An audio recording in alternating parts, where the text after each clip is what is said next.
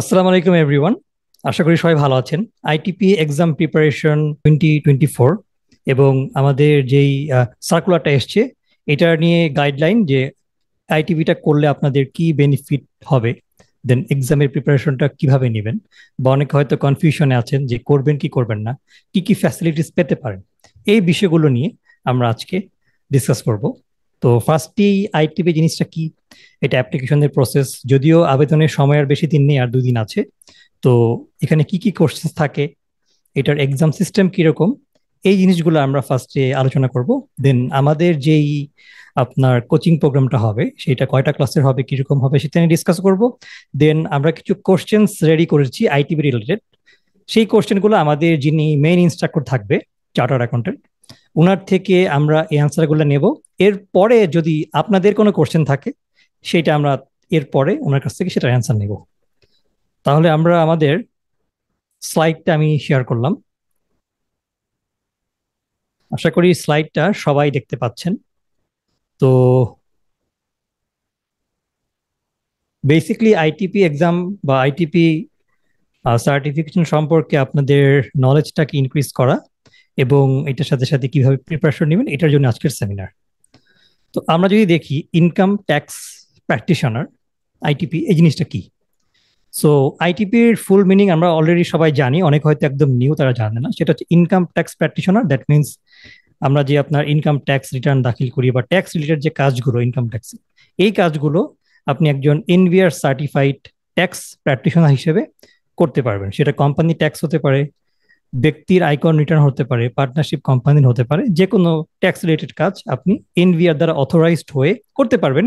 এবং আপনার যদি আইটিপি সার্টিফিকেশন থাকে সেক্ষেত্রে কিন্তু আপনি ঢাকা ট্যাক্সেস বার অ্যাসোসিয়েশন বা ট্যাক্সেস বার অ্যাসোসিয়েশনের মেম্বারশিপ নিয়ে সেই জিনিসগুলো আপনি সেই কাজগুলো করতে পারবেন। সো এরপরে কোশ্চেন আসছে হচ্ছে ইলিজিবিলিটি, যে কারা আইটিপি এক্সামের জন্য এলিজিবল। সো এলিজিবলের জন্য এখানে এনবিআর কিছু ক্রাইটেরিয়া দিয়ে দিয়েছে। তো আমরা যদি এখানে গো থ্রু করি, তো প্রতিটা ক্রাইটেরিয়াতেই তারা বলছে যে অ্যাটলিস্ট একটা ডিগ্রি থাকতে হবে।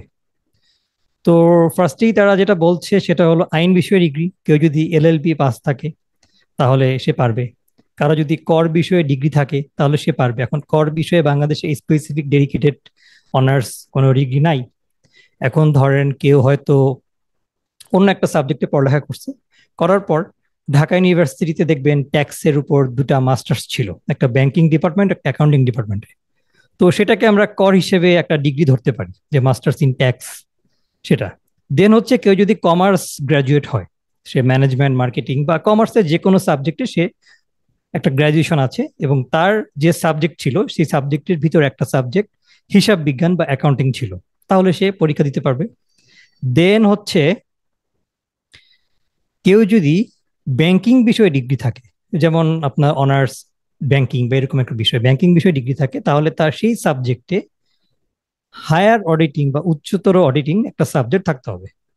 দেন ডিপ্লোমা ইন ট্যাক্সেশন, যদি ট্যাক্সের উপর কোনো ডিপ্লোমা থাকে এবং এর সাথে কোনো একটা ডিগ্রি।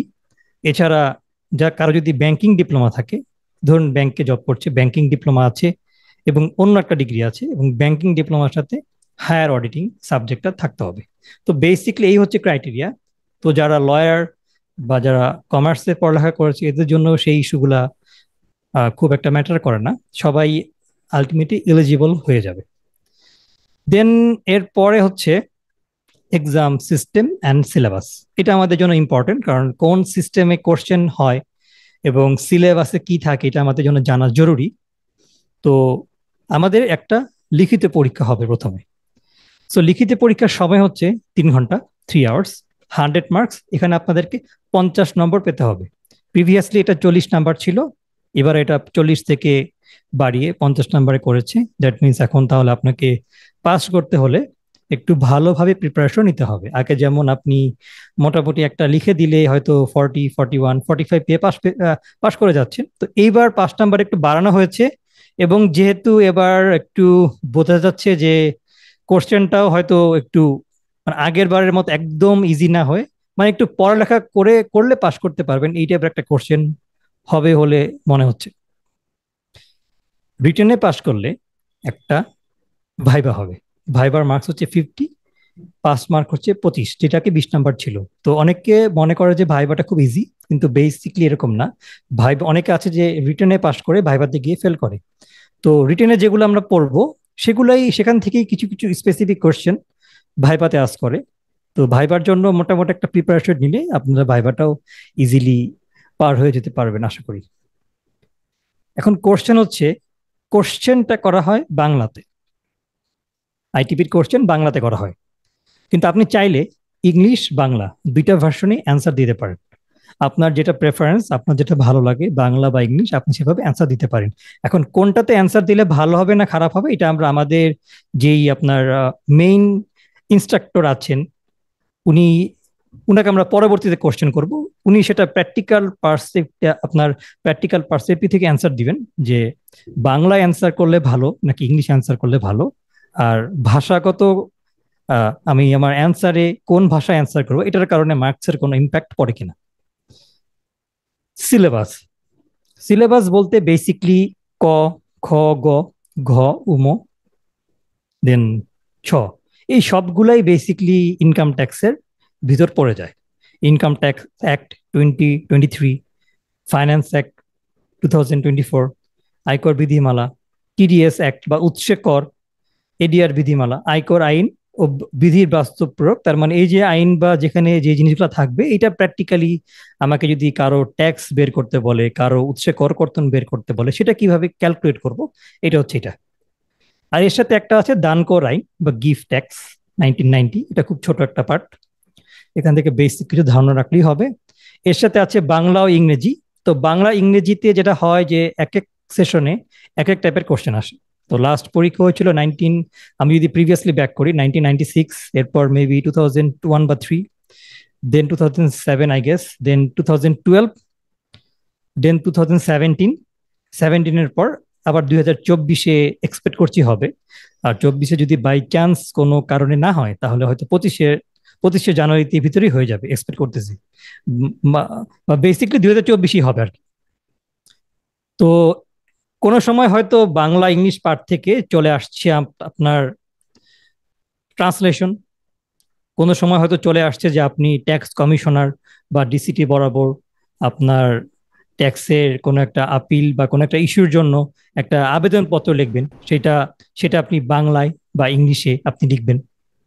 তো এটা আপনার একটা অ্যাপ্লিকেশন রাইটিংও হতে পারে বা ট্রান্সলেশনও হতে পারে, বা হয়তো কোনো একটা প্যারাগ্রাফ লিখতে দিতে পারে, যে ধরুন দিল যে আপনার ইনকাম ট্যাক্স যে আমরা এনবিআর যে কালেক্ট করছে বিভিন্ন ব্যক্তি থেকে, প্রতিষ্ঠান থেকে, বিভিন্ন কোম্পানি থেকে, বিভিন্ন বিজনেস থেকে, তো এইটা এনবিআর কিভাবে এই জিনিসটা বাড়াতে পারে, কি কি আইনের প্রয়োগ বা ইনিশিয়েটিভ নিলে বাড়াতে পারে, এটা হয়তো আপনাকে বাংলায় বা ইংলিশে লিখতে দিল। ঠিক আছে, তো এই টাইপেরও আসতে পারে, বা আসতে পারে অ্যাপ্লিকেশন, বা আসতে পারে আপনার কি বলবো এটাকে, ওই যে ট্রান্সলেশন। আর হিসাব বিজ্ঞান, হিসাব বিজ্ঞান থেকে ডিফারেন্ট টাইপস কোশ্চেন আসে। তার মধ্যে যে কোশ্চেনটা সবচেয়ে কমন সেটা হচ্ছে হলো ট্রায়াল ব্যালেন্স তৈরি করা, ক্রয় বিক্রয় হিসাব বা ট্রেডিং অ্যাকাউন্ট তৈরি করা, ইনকাম স্টেটমেন্ট তৈরি করা, এবং ব্যালেন্স শিট তৈরি করা। এখানে একটা 10 থেকে 15 নাম্বারের ম্যাথ থাকে।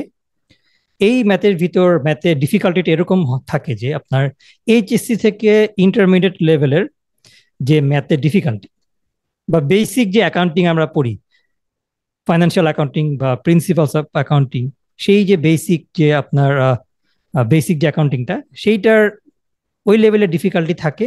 কিন্তু নর্মালি আমরা যে ম্যাথগুলো করতে গেলে আমরা অনার্সে দেখি যে কিছু অ্যাডজাস্টমেন্ট থাকে বা সেই জিনিসগুলো একটু কম থাকে।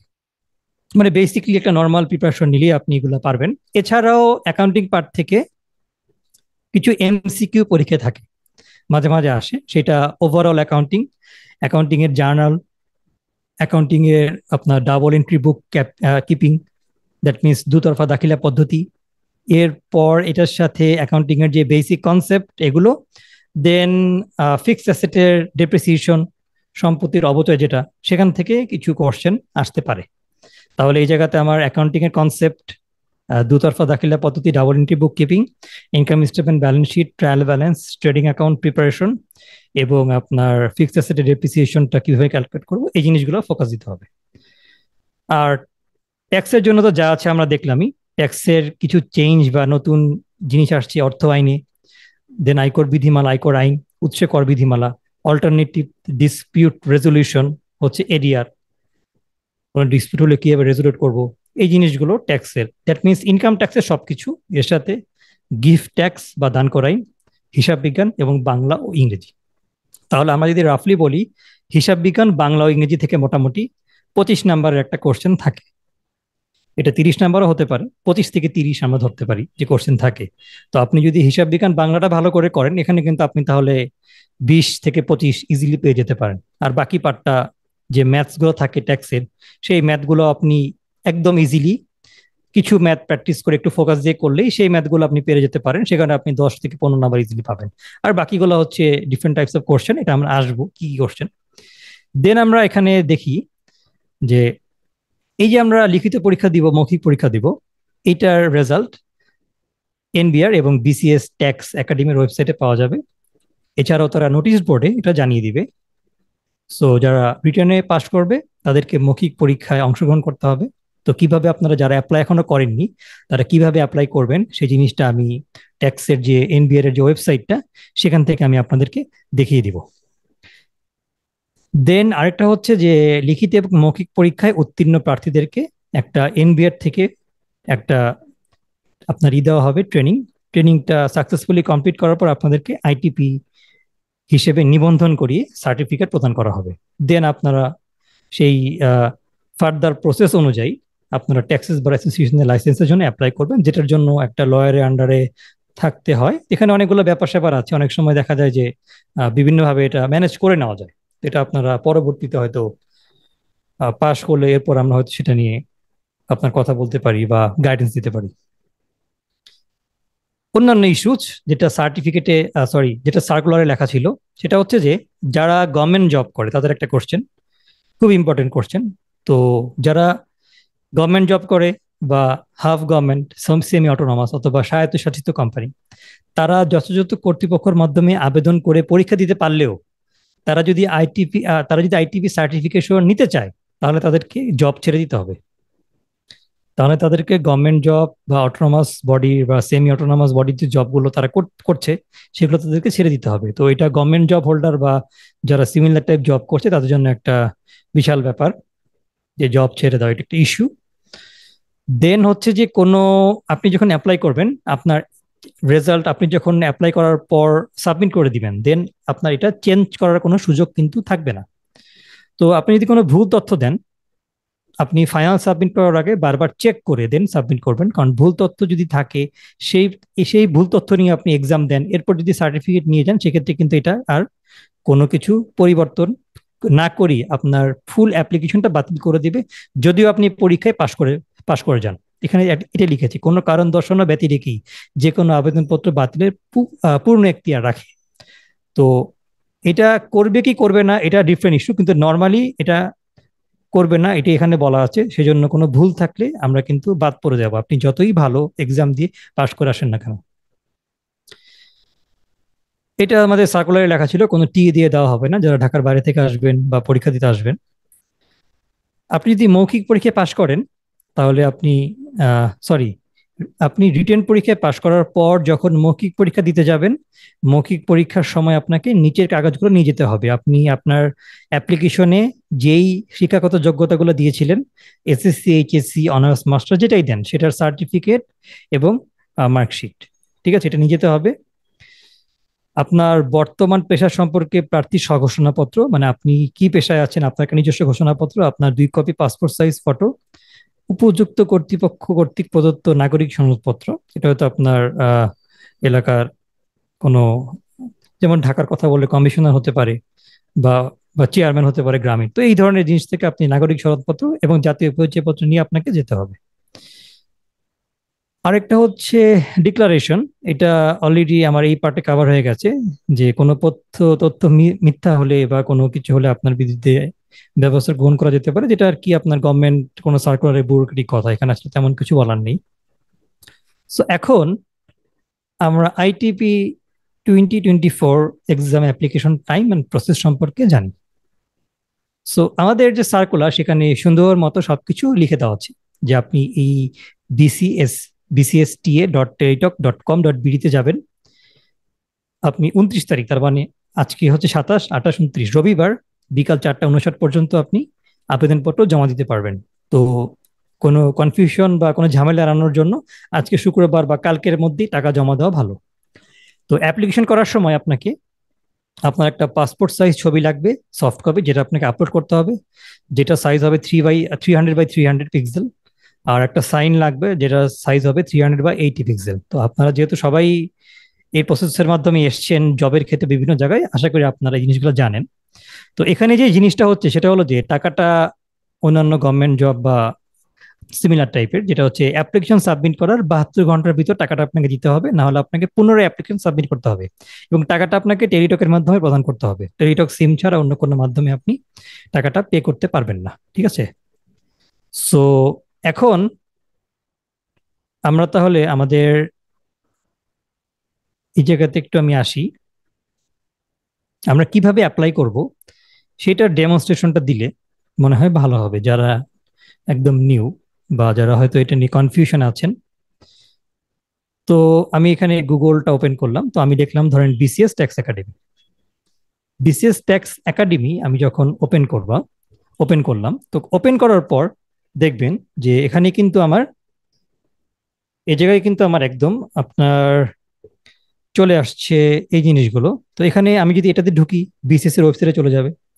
তো আমি এটাতে না ঢুকে এখানে একটা অপশন দেখবেন যে আমাদের যে লিঙ্কটা ছিল bcst.টেলিটক.com, এটাতে ক্লিক করব। এটাতে ক্লিক করলে দুইটা সার্কুলার আসবে।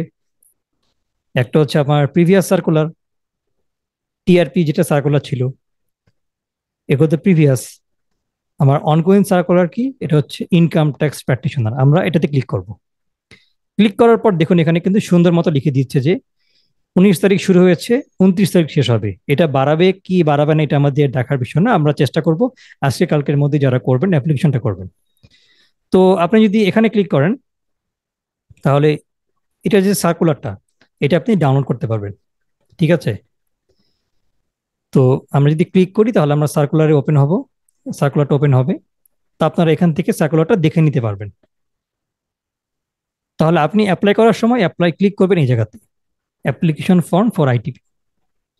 এখানে ক্লিক করলে এই অপশনটা আসবে, সেখান থেকে এটা সিলেক্ট করবেন, income tax practitioner, then next. Then এখানে আপনি নো দিবেন। Premium member of all job, all job হয়তো একটা জব পোর্টাল, এটার আপনি মেম্বার কিনা, টেলিটকের একটা জব পোর্টাল, এটার আপনি মেম্বার যদি না থাকেন তা নো দিবেন, দিয়ে নেক্সট দিবেন। নেক্সট যাওয়ার পর এখানে আপনার ফর্মটা আসবে।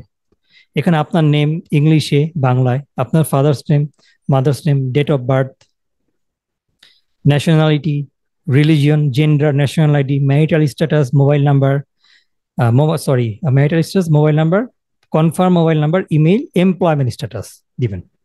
আপনি যদি প্রাইভেট জব করেন আপনি এখান থেকে আদার্সে সিলেক্ট করবেন আদার।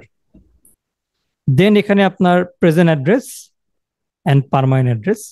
যদি present address permanent address same হয় তাহলে প্রেজেন্ট অ্যাড্রেস লিখে এখানে এটা ক্লিক করবেন। এটা ক্লিক করলে এই প্রেজেন্ট অ্যাড্রেসটাই পার্মানেন্ট অ্যাড্রেসে চলে আসবে। দেন এখানে বসাতে থাকবেন এসএসসি, ধরেন আপনার এসএসসি হচ্ছে এত, একটা রোল নাম্বার দিবেন যেটা রোল নাম্বার ছিল। যদি বিজনেস স্টাডিজ হয়, বোর্ড ধরেন ঢাকা। দেন রেজাল্ট, ধরেন যদি জিপিএ 5 হয় আপনি ধরেন লিখলেন আপনি এখানে 5 পেয়েছেন, 5। পাসিং ইয়ার ধরেন লিখলেন 2000, ধরলাম 4। এভাবে করে পূরণ করতে থাকবেন। ঠিক আছে? এটা হচ্ছে অনার্সের জন্য, এখানে আছে এইগুলো আছে। আর এই যে পাস্ট কোর্স আছে একটা, মানে যারা এলএলবি পাস কোর্স হয়েছে তারাও এটা জন্য এলিজিবল হবে। দেন যদি মাস্টার্স থাকে তাহলে এটা ক্লিক করবেন, করে মাস্টার্স মাস্টার্স ইনফরমেশন সেই জিনিসগুলো আপনার এখানে দিবেন। দেওয়ার পর জব এক্সপিরিয়েন্স, আপনি কোনো জবের এক্সপিরিয়েন্স আছে কিনা। যদি আপনার দুইটা জব এক্সপিরিয়েন্স আপনার যদি দুটো জব এক্সপিরিয়েন্স থাকে তাহলে এইভাবে করে অ্যাড করতে থাকবেন। ঠিক আছে? তো প্রথমটা হচ্ছে কারেন্ট জব, কারণ আপনি যদি আপনি অ্যাড করতে ধরুন আপনি 3টা জব করেছেন তাহলে আপনি 3বার এখানে 2বার ক্লিক করবেন, 2বার ক্লিক করলে এখানে 3টা জেনারেট হবে, যে 3টা হচ্ছে লাস্ট একদম ফার্স্ট জব, 2টা হচ্ছে সেকেন্ড জব, আর এটা হচ্ছে হলো লেটেস্ট জব যেটা। কারণ আপনি দেখবেন যে লেন্থ অফ সার্ভিসে কিন্তু কত তারিখ থেকে শুরু হয়েছে কত তারিখ থেকে শেষ হয়েছে সেটা আছে। এবং দেওয়া হচ্ছে কারেন্টলি ওয়ার্কিং, কিন্তু এর পরগুলোতে কিন্তু কারেন্টলি ওয়ার্কিং নাই। তো এখানে যে প্রবলেমটা হয়, একটা টাইম কনজাম্পশনের একটা ব্যাপার থাকে, কারণ এখানে কোনো কিছু কপি পেস্ট করা যায় না। আপনি যে জবে, আপনি যে জব ডিসক্রিপশন লেখেন, যে আপনার ধরেন কিছু একটা লিখলেন যে পেয়েবলস, রিসিভেবলস, ধরুন অ্যাকাউন্টিং ডিপার্টমেন্টের কাজ, এটাকে আপনি কপি করে কিন্তু এখানে আনতে পারবেন না, পেস্ট করতে পারবেন না। তো আপনারা যদি এই অর্ডারটা ভুল করে ফার্স্ট জব প্রথম থেকে শুরু করেন, সেক্ষেত্রে পুনরায় আবার নতুন করে লিখতে হবে। তো সেই জন্য কনফিউশনটা দূর করে দিলাম, যে লেটেস্ট জবটা হবে 1 নম্বরে, আর যেটা লাস্ট জব সেটা হবে একদম লাস্টের যে নাম্বারটা সেখানে। দেন এখানে, আচ্ছা যারা একটু মাইক অন আছে একটু মিউট করবেন, নাহলে আননেসেসারি নয়েজ আসে, আমি মিউট করে দিয়েছি অলরেডি। তো এরপরে আদার কোয়ালিফিকেশন, এখানে ধরুন did you have accounting in your bachelor degree, যদি থাকে ইয়েস দিবেন, নর্মালি সবারই থাকার কথা। এগুলো তো নাই, এগুলো তো নো দিয়ে দিবেন, নো, এগুলো নো, এগুলো নো দিয়ে দিবেন। এগুলোর ভিতরে একটা ইয়েস থাকলেই হবে, গেল, ঠিক আছে, এগুলো নো দিয়ে দিবেন। তো এইটার দেখা গেছে যে অনেকে আহ, যারা লয়ার তাদের আবার এটা লাগবে না, ঠিক আছে। এইটা হচ্ছে আমাদের একটা ফর্মের বিবরণী। আসসালামু আলাইকুম স্যার, এই জায়গাটা একটা কোশ্চেন ছিল স্যার। জি বলেন। স্যার এই যে আমাদের ব্যাচেলরের সময় আমরা অডিটিং নামে একটা কোর্স ছিল আমাদের, এই 2 নম্বরে যেটা আছে, did you have higher auditing course in your bachelor degree. হ্যাঁ এই কারণে আমি কালকে রাতে টাকা সাবমিট করিনি, বাট একটা অ্যাপ্লিকেশন সাবমিট করছি, আমি এটা ইয়েস দিছি। হ্যাঁ, তো এটা কোনো মেজর ইস্যু কিনা স্যার? না না, এটা কোনো ইস্যু হবে না, এটা কোনো ইস্যু হবে না, আপনার তো ছিলই, জি। আপনার আর তো যারা সাবজেক্ট অ্যাকাউন্টিং বা ছিলই, সমস্যা নাই, জি জি জি, ঠিক আছে। এটা ইস্যু হবে না। ওদের বাসায় মানে ওর বিয়ে ইয়ে দিচ্ছে, সাপ দিচ্ছে। ঠিক আছে, দেন হচ্ছে ভেরিফিকেশন কোডটা লিখবেন, লিখে এটা ক্লিক করবেন, ক্লিক করে সাবমিট দিবেন, সাবমিট দিলে সাবমিট হবে। দেন একটা ফর্ম আসবে, মানে একটা আপনার সকল তথ্য আসবে, যে আপনি এটাকে রিচেক করে ফাইনাল সাবমিশন করবেন। ফাইনাল সাবমিশন দিলে একটা ডিসপ্লে আসবে, সেখানে আপনাকে বলবে আপনার এই ফর্মটা ডাউনলোড করার জন্য, সেখানে আপনার একটা কোড থাকবে, সেই কোডটা দিয়ে আপনি ফার্দার টেলিটক নাম্বার দিয়ে একটা মেসেজ করবেন। মেসেজ করার পর আপনার এখানে আবার একটা তথ্য আসবে, সেটাকে আপনি আবার মানে মেসেজটা দুবার করতে হয়, আরেকবার তথ্য, এটা সব প্রসেস দেওয়া আছে, আপনি এটা সাবমিট দিলেই সব লেখা আসবে। তো ওই প্রসেসটা কমপ্লিট করলে আপনার জিনিসটা পেইড হয়ে যাবে, তখন আপনি পেমেন্ট স্ট্যাটাসে যাবেন, গিয়ে আপনার যে ইউজার আইডি, সেই ইউজার আইডিটা লিখবেন, লিখে চেক করবেন, চেক করলে দেখবেন আপনার নাম, আপনার ইউজার আইডি এবং আপনার পেমেন্ট স্ট্যাটাস পেইড লেখা আসবে। যদি পেইড লেখা আসে তাহলে বুঝবেন যে আপনার অ্যাপ্লিকেশনটা কমপ্লিট। এই হলো আমার আবেদনের যে প্রসেস সেটা, ঠিক আছে। এখন আমরা আবার আমাদের যে স্লাইড সেখানে আমরা ফিরে যাই। তো আমাদের এই যে 2024 আইটিপি এক্সাম সাপোর্ট, এটার জন্য যে টিউশন সাপোর্টের অ্যারেঞ্জ আমরা করতে যাচ্ছি, সেটা নিয়ে একটু আমরা কথা বলতে চাই, যেখানে কি কি জিনিস থাকবে এবং কি কি বিষয় আমাদের এখানে ইনক্লুড হবে, ঠিক আছে। সো এখানে আমরা একটা টেন্টেটিভ ডেট দিয়েছি, সেটা হলো অক্টোবরের 11 তারিখ। যেহেতু আমাদের পরীক্ষাটা আমরা কবে হবে ধরতে পারি না, সেটা বেসিকলি হয়তো 2 মাস পরে আমরা ধরতে পারি, যে 2 মাস, হয়তো 2 মাস একটা গ্যাপ থাকবে, 2 মাস পরে আমরা এটাকে মানে আমরা আমরা জয়েন, মানে আমাদের এক্সামটা হবে আমরা ধরতে পারি। তো সেই অনুযায়ী আমাদের জিনিসটা ডিজাইন করা। তো এখানে আমাদের ক্লাসটা আমরা নর্মালি রাখছি মোস্ট পসিবলি ফ্রাইডে এবং টুইসডে। ফ্রাইডে হচ্ছে 2 দিনই রাত্রেবেলা, 2 দিনই রাত্রেবেলা, রাত পৌনে 9টা বা 9টা থেকে 11টা, 11:30 পর্যন্ত, যতটুকু পর্যন্ত হয়, কারণ রাত্রেবেলা সবাই ফ্রি থাকে, জব হোল্ডাররা। তো ওই টাইমটা সবার জন্য একটু প্রেফারেবল। অনেক সময় দেখা যায় শুক্রবার দিনে করতে চেয়েছিলাম, কিন্তু অনেক সময় দেখা যায় ফ্রাইডে তো সবাই জব, উইকেন্ড, আপনার উইকেন্ডে হয়তো অনেকে সকালে বাজার করতে যায় বা ব্যস্ত থাকে, এ কারণে হয়তো সকালটা অনেকে ক্লাস করতে পারবে না। তো রাত্রের টাইমটাই প্রেফারেবল। আর এছাড়াও আমাদের ওয়েবসাইটে যে রেকর্ডেড ভিডিওগুলো, লাইভ ক্লাসের ভিডিও, সেটা থাকবে, কেউ মিস করলে বা যখন আবার রিভাইজ করবেন তখন সেই ওয়েবসাইট থেকে দেখে নিতে পারবেন। তো আমরা নর্মালি আমাদের কোর্সটা টোটাল নর্মালি 25 থেকে 30 ঘন্টা একটা কোর্স হবে, যেখানে 12 থেকে 14টা ক্লাস থাকবে।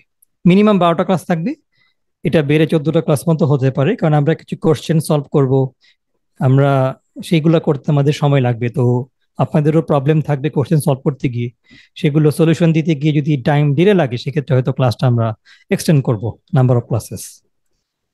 দেন হচ্ছে আইটিভির যে ফুল সিলেবাস, যেগুলো যেগুলো পরীক্ষায় আসে সেগুলো আমরা ফুললি কভার করব। যেমন আমরা যদি বলি কোম্পানি ট্যাক্স প্রিপারেশন, একটা কোম্পানি ট্যাক্স রিটার্ন প্রিপেয়ার করা, আইটিভি পরীক্ষায় কিন্তু 80 পর্যন্ত কোম্পানি ট্যাক্স রিটার্ন প্রিপারেশনের কোশ্চেন সেভাবে আসে নাই, যেভাবে ব্যক্তি আয়কর রিটার্নের কোশ্চেন আসে, ম্যাথ আসে, কোম্পানিটা আসে নাই। এটা আমাদের সিএমএ সি এর যে পরীক্ষাগুলো সেখানে খুব অ্যাডভান্স লেভেলে কোশ্চেন থাকে, কিন্তু আইটিপিতে এই ধরনের কোশ্চেন তেমন থাকে না। কিন্তু যেহেতু সিলেবাসে আছে, আর এবার যেহেতু কোশ্চেন, যেহেতু মার্কসও বাড়ানো হয়েছে 5 মার্কস, সিম্পল ম্যাথ হলেও একটা ম্যাথ দিয়ে দিতে পারে। তো সেই জন্য সেটারও দু একটা ম্যাথ আমরা আপনাদেরকে করাবো, যাতে মানে মানে যাতে কোনো কিছু মিস না যায়। দেন হচ্ছে, এটা হচ্ছে আমাদের যে ইনস্ট্রাক্টর, মেইন ইনস্ট্রাক্টর, যিনি মেইনলি ট্যাক্সের পার্টটা নেবেন, তার একটা ইনিশিয়েটিভ, সেটা হচ্ছে যে প্রিভিয়াস যে আইটিপি কোশ্চেনগুলো আসছে সেগুলোর যেগুলো থিওরিটিক্যাল কোশ্চেন, সেগুলো তো থিওরিটিক্যাল আসলে সমাধান করার কিছু নাই, পড়ানোর সময় কভার হয়ে যাবে, আপনারা সেটা বুঝবেন পড়বেন তাহলে পারবেন। কিন্তু ম্যাথমেটিক্যাল যে পার্টগুলো সেগুলো কিন্তু 1991 বা 96, 2007, 2012, 2017 যে কোশ্চেনগুলো, সেগুলোর ট্যাক্স ল কিন্তু চেঞ্জ হয়ে গেছে। তাহলে এই 2024, 2023-এর ট্যাক্স অ্যাক্ট, 2024-এর ফাইন্যান্স অ্যাক্টের যে আপডেটেড আপনার রুল, সেই অনুযায়ী নতুন আইন অনুযায়ী এটার অ্যান্সার কি হবে, এগুলো আমরা আপনাদেরকে প্রোভাইড করব। প্রিভিয়াস ইয়ারের যে কোশ্চেনগুলো, যেগুলো নতুন আইন অনুযায়ী চেঞ্জ হয়েছে, সেই চেঞ্জেস অ্যান্সারগুলো আপনাদেরকে প্রোভাইড করব। এটা একটা আমাদের ইনিশিয়েটিভ থাকবে। দেন হচ্ছে হলো আমরা প্র্যাকটিস কোশ্চেন্স এন্ড যেই সব জায়গায় অ্যাডিশনাল নোট দরকার সেটা আমরা আপনার দেওয়ার চেষ্টা করব। যেমন ধরেন ম্যাথসের ক্ষেত্রে কিছু ম্যাথস আমরা আপনাদেরকে শিট প্রোভাইড করব। এছাড়াও যদি আপনারা আরো ম্যাথ প্র্যাকটিস করতে চান, আসলে বেসিকলি এত ম্যাথ প্র্যাকটিস করার প্রয়োজন আইটিপির জন্য পড়ে না, কারণ এখানে কোশ্চেন অ্যানালাইসিস করলে দেখবেন মানে যার ট্যাক্সের নলেজ আছে, ম্যাথগুলো একটু দেখা যায় যে খুব বেশি ডিফিকাল্ট না। আপনি যদি একটু প্র্যাকটিস করেন, ধরেন আপনি 10-12টা ম্যাথ প্র্যাকটিস করলেন ডিফারেন্ট ডিফারেন্ট টাইপসে, তাহলে আপনি মোটামুটি একটা ভালো প্রিপারেশন নিতে পারবেন। তো যারা ম্যাথ বেশি প্র্যাকটিস করতে চান তারা কোন বই ফলো করতে পারেন সেটা আমরা বলে দেব। দেন আমরা 2টা মক টেস্ট নিব অনলাইনে একটা নির্দিষ্ট টাইমে, যে আপনি এক্সাম দিবেন, আমরা কোশ্চেন দিব, আপনারা সেটা অ্যান্সার দিয়ে আমাদেরকে পাঠাবেন, এক্সেলে হোক বা পিডিএফ এ কনভার্ট করে হোক। এটা আমরা দেখবো যে আপনাদের কার কি পারফরমেন্স আছে। অ্যান্ড আমরা আমাদের ডেডিকেটেড হোয়াটসঅ্যাপ গ্রুপ থাকবে। তো স্টাডি চলাকালীন বা পরীক্ষার আগ পর্যন্ত কারো যদি কোনো ইস্যু থাকে, উনি হোয়াটসঅ্যাপ গ্রুপে সেই ইস্যুটা রেজ করতে পারে। দেন আমরা সেখানে আমাদের ইনস্ট্রাক্টর বা আমি যারা আছি, আমরা এটাকে সলভ করার বা সর্ট আউট করার চেষ্টা করব। তো এই হচ্ছে আমাদের বেসিক স্ন্যাপশট। আর ডিটেল টপিক ওয়াইজ যে ব্রেকডাউন, কোন ক্লাসে কোন টপিক থাকবে, এগুলো আমরা যখন হয়তো 2-1 দিনের মধ্যে যখন আমরা আমাদের কোর্সের ব্রোশিউরটা পাবলিশ করব আমাদের অন্যান্য ট্রেনিং কোর্সের মতো, সেখানে সবকিছু দেওয়া থাকবে টপিক ওয়াইজ। তো ইনস্ট্রাক্টর হিসেবে মূলত থাকবে আমাদের আলী হোসেন ভাই এবং আমি। তো অ্যাকাউন্টিং এর পার্টটা আমি দেখব, আর ট্যাক্সের পার্টটা যেহেতু স্পেশালাইজড একজনকে দিয়ে করানো উচিত, উনি যেহেতু বিগ 4 অডিট ফার্মে আছেন, ডিরেক্ট ট্যাক্স মানে বেসিকলি ইনকাম ট্যাক্স নিয়ে কাজ করছেন, একজন চার্টার্ড অ্যাকাউন্টেন্ট, এবং আইটিপি সময়ে উনি একটা ভালো স্কোর পেয়েছিলেন, মোটামুটি টপ 10-এর ভিতর ছিলেন এক্সামে। তো যেহেতু এই বিষয়ে স্পেশালাইজড উনি, উনি ট্যাক্সের পার্টটা ভালো কভার করবে। তো আমরা দুজনে মিলে কভার করব। ট্যাক্সের জন্য হয়তো 9টা বা ম্যাক্সিমাম 10টা ক্লাস লাগবে, আর অ্যাকাউন্টিং এর জন্য 2টা থেকে 4টা ক্লাস লাগবে। এটা আপনাদের যারা পার্টিসিপেন্ট, যারা এনরোল হবে, তারা কোন ব্যাকগ্রাউন্ড থেকে আসছে এটার উপর ডিপেন্ড করবে। তারা যদি অ্যাকাউন্টিং ব্যাকগ্রাউন্ড থেকে হয় তখন হয়তো সময় কম লাগবে, আর যারা যদি নন অ্যাকাউন্টিং বেশি হয় সেক্ষেত্রে তো একটু বেসিক থেকে শুরু করতে হলে ক্লাস 1-2টা বেশি লাগতে পারে। তো কোশ্চেন প্যাটার্ন, কি কি টাইপের কোশ্চেন আসতে পারে আইটিপি এক্সামে, এটা নিয়ে আমরা লাস্ট যে আইটিপি এক্সাম গুলো হয়েছে সেগুলো থেকে অ্যানালাইসিস করে কিছু স্পেসিফিক টাইপ কোশ্চেন আমরা সর্ট আউট করেছি। সেটা হতে পারে MCQ question. MCQ question tax এবং অ্যাকাউন্টিং দুই জায়গা থেকে আসতে পারে। সিম্পল এমসিকিউ কোশ্চেন, 4টা অপশন থাকবে, অ্যান্সার দিতে হবে। এটা হয়তো 10টা কোশ্চেন থাকতে পারে। দেন থাকবে শর্ট কোশ্চেন, এটা ট্যাক্স, অ্যাকাউন্টিং দুই জায়গা থেকে আসতে পারে। শর্ট কোশ্চেন বলতে ছোট ছোট কোশ্চেন দিল, আপনাকে অ্যান্সার করতে হবে, 2 নাম্বার 3 নাম্বার এরকম। দেন আপনাকে নোটস লিখতে বলতে পারে, শর্ট নোটস ইনকাম ট্যাক্সের উপর। শর্ট নোটস বলতে আমরা বলি টিকা, ছোট ছোট বলে দিল যে অল্টারনেটিভ ডিসপিউট রেজলিউশন, এটার উপর আপনি শর্ট নোট লিখবেন, এই জিনিসটা কি, এই জিনিসটা কেন দরকার, এই জিনিসগুলো আপনি লিখবেন। বা ধরেন ডিফারেন্ট একটা টপিক দিল, ধরেন দিল যে আপনার কি বল ইউনিভার্সাল রিটার্ন, সার্বজনীন রিটার্ন, অথবা দিল আয় বর্ষ, মানে এরকম কোন যে মানে স্পেসিফিক যে আপনার ইনকাম ট্যাক্স অ্যাক্টের যে কিছু কি টার্মস গুলো আছে, মেইন মেইন সংজ্ঞা, এই জিনিসগুলো থেকে অনেক সময় টিকা চলে আসে। দেন ব্রড কোশ্চেন আসি কিছু। ব্রড কোশ্চেন বলতে মোটামুটি লেখার মতো একটা কোশ্চেন, 5 মার্কস বা এরকম, যেখানে হয়তো কোনো একটা ডিসিশন দিতে বলে যে আপনি ধরেন একটা প্রবলেম ফেস করেছেন, এখন আপনি একটা ধরেন আপনাকে কোম্পানির একটা বিল পেমেন্ট করার সময়, সাপ্লায়ারকে পেমেন্ট করার সময় ট্যাক্স কাটার কথা ছিল, উৎসে কর কর্তন যেটা, সেটা আপনি করতে পারেন নাই।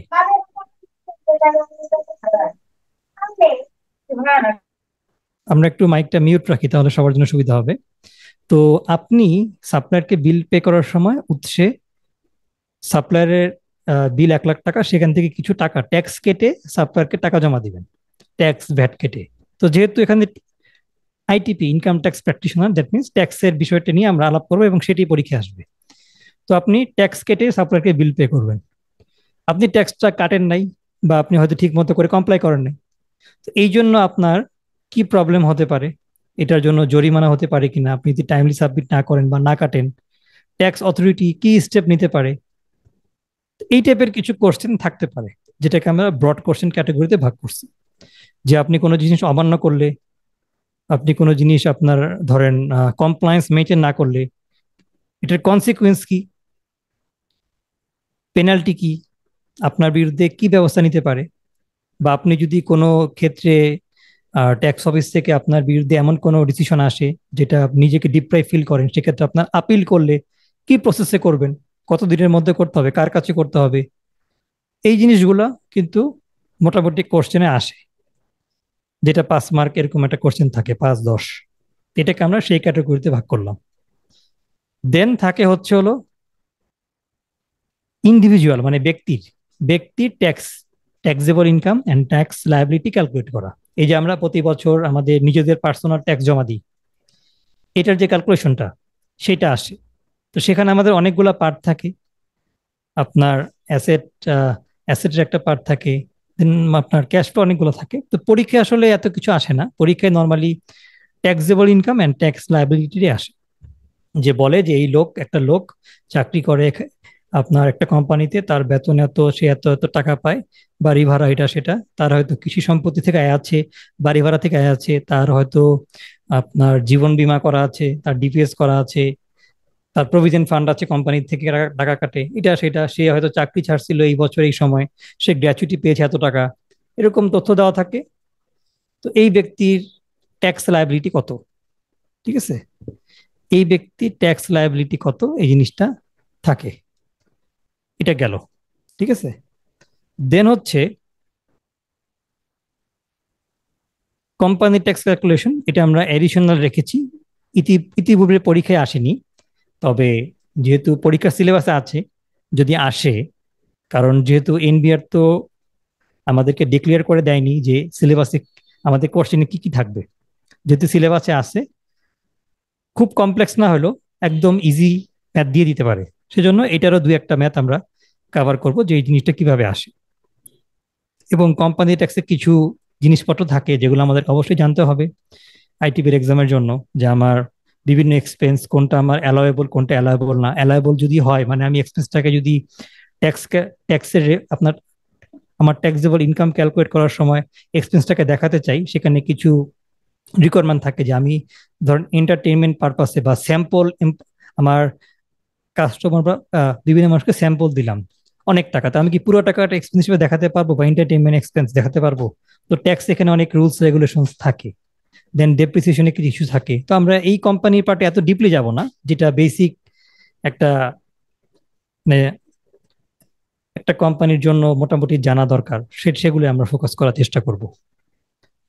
দেন টিডিএস ইস্যুস আমার যেটা থাকবে, আমাদের একটা এটা নিয়ে এসআরও আছে টিডিএস এর, এবং এর সাথে রিসেন্ট চেঞ্জ যদি থাকে ফাইন্যান্স অ্যাক্টে, সেই জিনিসগুলো আমরা টিডিএস এ কভার করব।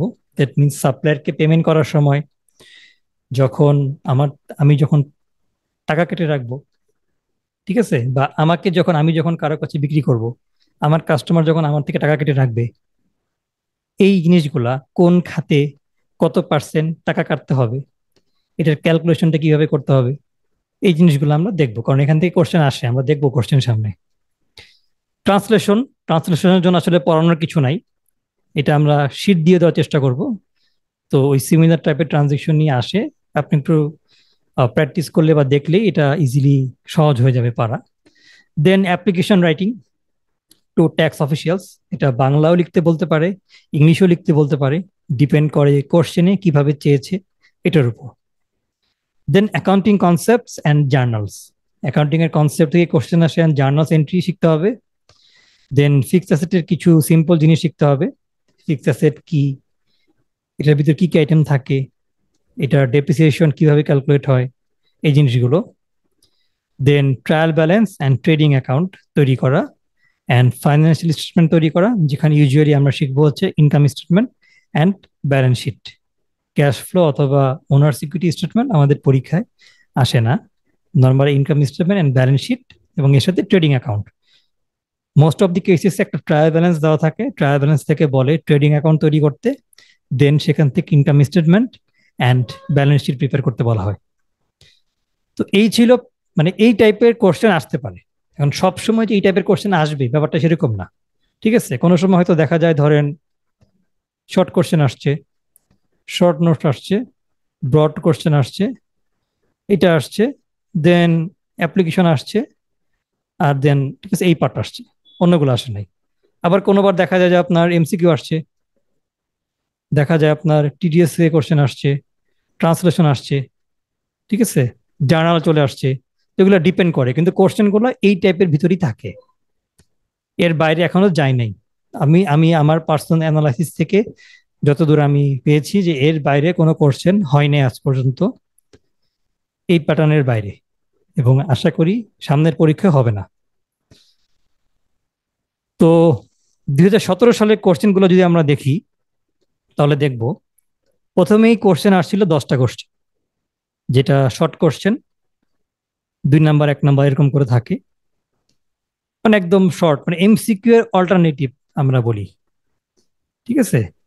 সো আমাদের এখানে কোশ্চেন গুলার শুধু অ্যান্সার গুলা আছে এখানে, তার মানে আমরা কোশ্চেন গুলা বুঝতে পারতেছি কিরকম ছিল। যেমন ধরেন বলছিল যে কর বছরে মহিলাদের করমুক্ত আয় মানে ট্যাক্স ফ্রি ইনকাম কত ছিল, 3 লাখ টাকা ছিল, এখন 4 লাখ টাকা। গাজীপুর সিটি কর্পোরেশনের সর্বনিম্ন কর কত, ট্যাক্স ডে কত ব্যক্তি করের 30 নভেম্বর।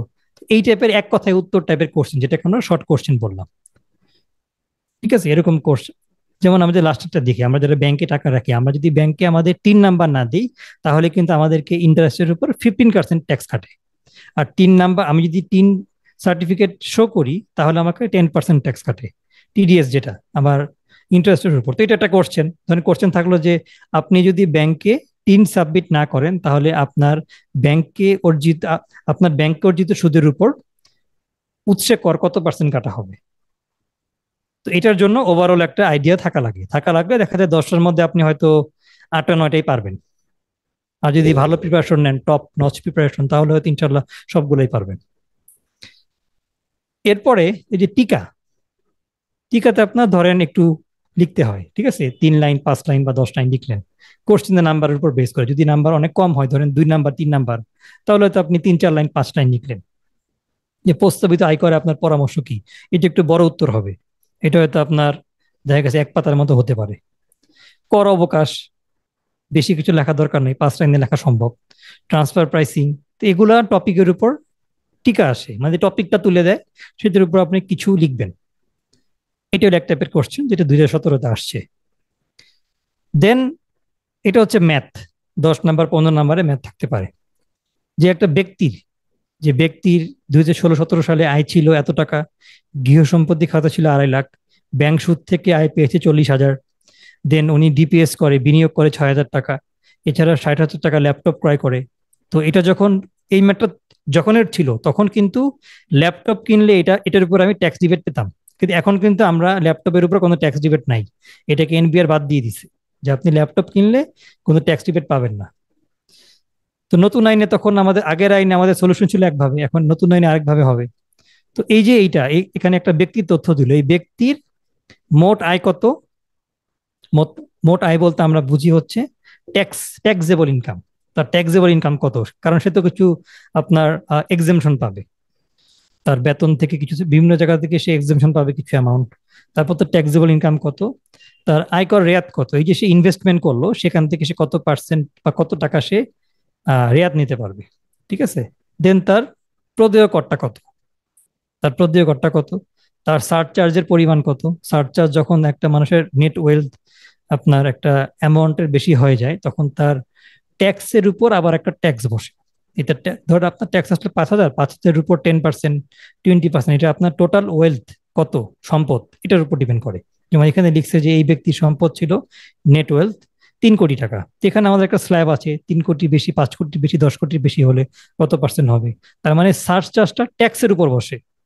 একটা ব্যক্তি ট্যাক্স ধরেন 10,000 টাকা, তার জন্য যদি সারচার্জ প্রযোজ্য হয় তাহলে তার 10,000 টাকার উপর আরো 10% সারচার্জ বসবে।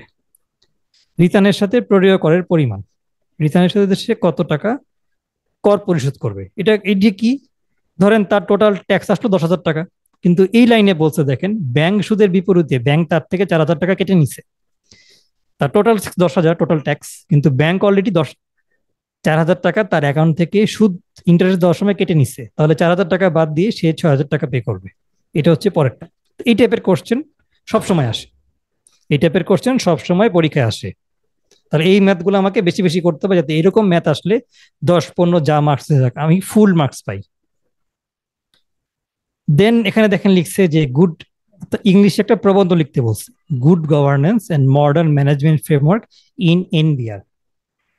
তাহলে এই ধরনের কিছু জিনিস আপনাকে পড়তে হবে যে আপনার এনবিআর এ গভর্নেন্স, এই যে অনিয়ম হচ্ছে, এই হচ্ছে সেই হচ্ছে, ট্যাক্স আসার কথা আসতেছে না ঠিক মতো, কি কারণে, এই গভর্নেন্সটা কিভাবে ঠিক করলে এনবিআর আরো শক্তিশালী হবে, ট্যাক্স আসবে, এটা হতে পারে একটা কোশ্চেন। বা এনবিআর রাজস্বতে কিভাবে দেশে উন্নতি করতে পারে, বা কিভাবে তার রাজস্ব আয় বাড়াতে পারে, কি কি টেকনিক অবলম্বন করলে, এগুলো নিয়ে আসতে পারে। বা আইটিপি হিসেবে আপনি এনবিআর এর রেভিনিউ বাড়ানোর জন্য কি ভূমিকা রাখতে পারেন, এটা নিয়ে আসতে পারে। এই বিভিন্ন টপিকের উপর কোশ্চেন আসতে পারে, এটা আমরা একটা সাজেশন বা টপিকের জিনিস লিখে দিব, সেগুলো আপনারা পড়লেই একটা ওভারঅল আইডিয়া পেয়ে যাবেন। তো যেহেতু রিলেটেড এই টাইপের জিনিস আসলে অ্যান্সার করা যাবে। দেন দেখেন বাংলাকে রচনা লিখতে বলছে, তো এই দুইটা 4 আর 5 যেখানে ইংরেজিতে লিখতে বলবে সেটা আপনাকে ম্যান্ডেটরি ইংলিশে লিখতে হবে, আর যেটা বলবে এই দেখেন এখানে একটা রচনা লিখতে বলছে, ঠিক আছে, এটা ডিরেক্টলি না বললেও এটা মূলত বাংলার কোশ্চেন। এই কোশ্চেনটা মূলত বাংলার, কারণ কোশ্চেনটা যেহেতু বাংলায়, এই 4 নাম্বারটাকে ইংলিশে লিখতে বলতেছে আর এটা কিছু বলেন নাই, তার মানে এটা আপনাকে বাংলা লিখতে হবে।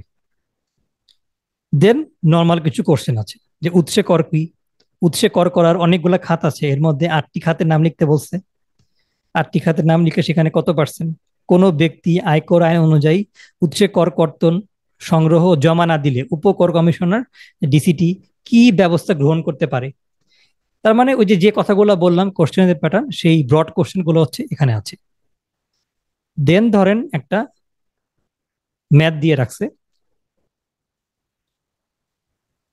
এখানে একটা ধরেন রিওমিল দিয়ে রাখছে, বা যেটাই দেওয়া থাক ট্রায়াল ব্যালেন্স রিওমিল, সে সমস্যা নাই, একই জিনিস। তো এখান থেকে আমাদেরকে trading account, income statement, balance sheet এগুলো প্রিপেয়ার করতে হবে, বা হয়তো আমাদের কোনো সমন্বয় জাবেদা বা অ্যাডজাস্টিং এন্ট্রিও দেওয়া থাকতে পারে, বা আমাদের কাছে জার্নাল থাকতে পারে, বা এমসিকিউ থাকতে পারে অ্যাকাউন্টিং এর। কিন্তু এই জিনিসটা থাকি যেরকম একটা ট্রায়াল ব্যালেন্স দেয় সেখান থেকে ট্রেডিং অ্যাকাউন্ট, ইনকাম স্টেটমেন্ট তৈরি করতে হবে। তাহলে এই টাইপের ম্যাথগুলো আমাকে মিনিমাম 10-12টা যদি আমি করি প্র্যাকটিস, তাহলে কিন্তু এই ধরনের ম্যাথে 10-15 মার্কস যাই থাক সব পারবো। আবার ব্যক্তি আয়কর রিটার্নের 10-15 মার্কস যাই থাক সব পারবো। তাহলে এখানে কিন্তু আমি 20-25 নাম্বার পেয়ে যাচ্ছি। এমসিকিউ শর্ট কোশ্চেন মিলে আমি আরো 10 নাম্বার ধরি যদি, তাহলে 40 নাম্বার পেয়ে যাই। আর বেসিক ইংলিশ বাংলায় আপনি যাই লেখেন হাফ মার্কস তো পাবেন। তা ওখানে যদি মার্কস থাকে 5, 5, 10, তাহলে আপনি আড়াই আড়াই করে 5 পাচ্ছেন, তাহলে 45 হয়ে গেল। আর বাকি 30, 40-এর মধ্যে আপনি তো 10, 20 পাবেনই যদি আপনি পড়ালেখা করেন। তাহলে পাস ভালো মতো পড়লে আপনি করবেন, এটা আপনার মানে ইনশাল্লাহ বলা যায়। সো আমাদের যেই পার্ট আমরা শেষ করলাম, এখন আমি আমাদের কিছু কোশ্চেন আছে, যে কোশ্চেনগুলো আমি শুরু করব কোশ্চেনগুলা। তো আমরা ফার্স্টে আমাদের যে কোশ্চেন সেটা দিয়ে আমরা শুরু করব। আমাদের কোশ্চেনগুলো শেষ হওয়ার পর আমরা আমাদের যে পার্টিসিপেন্টদের যদি কোনো কোশ্চেন থেকে থাকে সেটা নিয়ে আমরা আলোচনা করব। তো আলী ভাই, আপনি শুনতে পাচ্ছেন? আমাদের একজন ইনস্ট্রাক্টর আছেন, আলী ভাই শুনতে পাচ্ছেন? আপনি কি আছেন লাইনে? জি আছি, আমি শুনতে পাচ্ছি মোর্শেদ ভাই। আচ্ছা, ঠিক আছে, আমি তাহলে শুরু করি। সেটা হচ্ছে হলো আলী ভাই সম্পর্কে বলার আগে আমি বলি, যেটা হচ্ছে হলো উনি আপনার চার্টার্ড অ্যাকাউন্টেন্ট হওয়ার পর এখন জব করছেন ইউআই, যেটা একটা বিগ ফোর অডিট ফার্ম। তো সেখানে উনি বর্তমানে ম্যানেজার হিসেবে আছেন, ডিরেক্ট ট্যাক্সে কাজ করছেন, এবং উনি একজন আইটিপি হোল্ডারও। তো ট্যাক্স ভ্যাট বিষয়ে ভালো নলেজ উনি রাখেন। তো আপনারা জানেন যে আমরা ট্যাক্স আপনার ভ্যাটের কিছু কোর্স লঞ্চ করেছিলাম ট্রেনিং প্রোগ্রাম অ্যানালিসিস স্কিল থেকে। তো সেখানে দেখা যায় যে পার্টিসিপেন্টদের মধ্যে অনেক কুইরি থাকে যে তারা আসলে আমাদের কোর্সগুলো বেসিকলি কিরকম হয় আপনারা ভালো করেই জানেন, যে সেটা হচ্ছে আমরা সবসময় আপনার প্র্যাকটিক্যাল বেস কোর্সটা করার চেষ্টা করে থাকি। ঠিক আছে, প্র্যাকটিক্যাল বেস কোশ্চেন মানে আপনার কন্টেন্ট করার চেষ্টা করে থাকি। তো সেই ক্ষেত্রে দেখা যায় যে আমাদের প্রিভিয়াস যে ব্যাটের ব্যাচগুলো ছিল ট্রেনিং, সেখানে হয়তো কিছু পার্টিসিপেন্ট বলেছিল যে আরেকটু প্র্যাকটিক্যাল বা ডিফারেন্ট ইন্ডাস্ট্রির কনসেপ্ট বা আরেকটু অ্যাডভান্স লেভেলের হলে ভালো হয়। তো সেক্ষেত্রে দেখা যায় যে আসলে প্রফেশনাল অ্যাকাউন্টেন্ট, সিএমএ, সিএ বা যারা প্র্যাকটিস করছে, মানে প্রফেশনাল অ্যাকাউন্টেন্ট, মানে প্রফেশনাল অ্যাকাউন্টেন্ট মানে তাদের তো ট্যাক্স ভ্যাটে ভাস্ট নলেজ থাকে, এবং এর সাথে তারা প্র্যাকটিস করতেছে আইদার ফার্ম দিয়ে বা সিএ ফার্মে। তো তারা যেহেতু variety types of clients handle করে, তাদের নলেজটা কিন্তু অনেক ভাস্ট। তো তাদেরকে দিয়ে ট্রেনিং করালে কিন্তু ট্যাক্স ভ্যাটের ইনডেপথ যে নলেজটা, কারণ এক একটা পার্টিসিপেন্ট ডিফারেন্ট ইন্ডাস্ট্রি থেকে আসে, ডিফারেন্ট টাইপ কোশ্চেন করে, তো এটার যে একটা লার্নিং বা বোঝানোর স্টাইল বা কমপ্লেক্সিটি, এটা কিন্তু ভাবে হয় না। তো এই জন্যই আমরা ভ্যাট ট্যাক্সের কোর্সটা লঞ্চ করছি না রিসেন্টলি, মানে আমরা করি নাই। তো খুশির খবর হচ্ছে যে আমাদের একজন এফসি এর সাথে কথা হয়েছে, যিনি ভ্যাটের উপর বেসিকলি খুব এক্সপার্ট, ওনার নিজে সিএ ফার্ম আছে এবং উনি ইন্টারেস্টেড।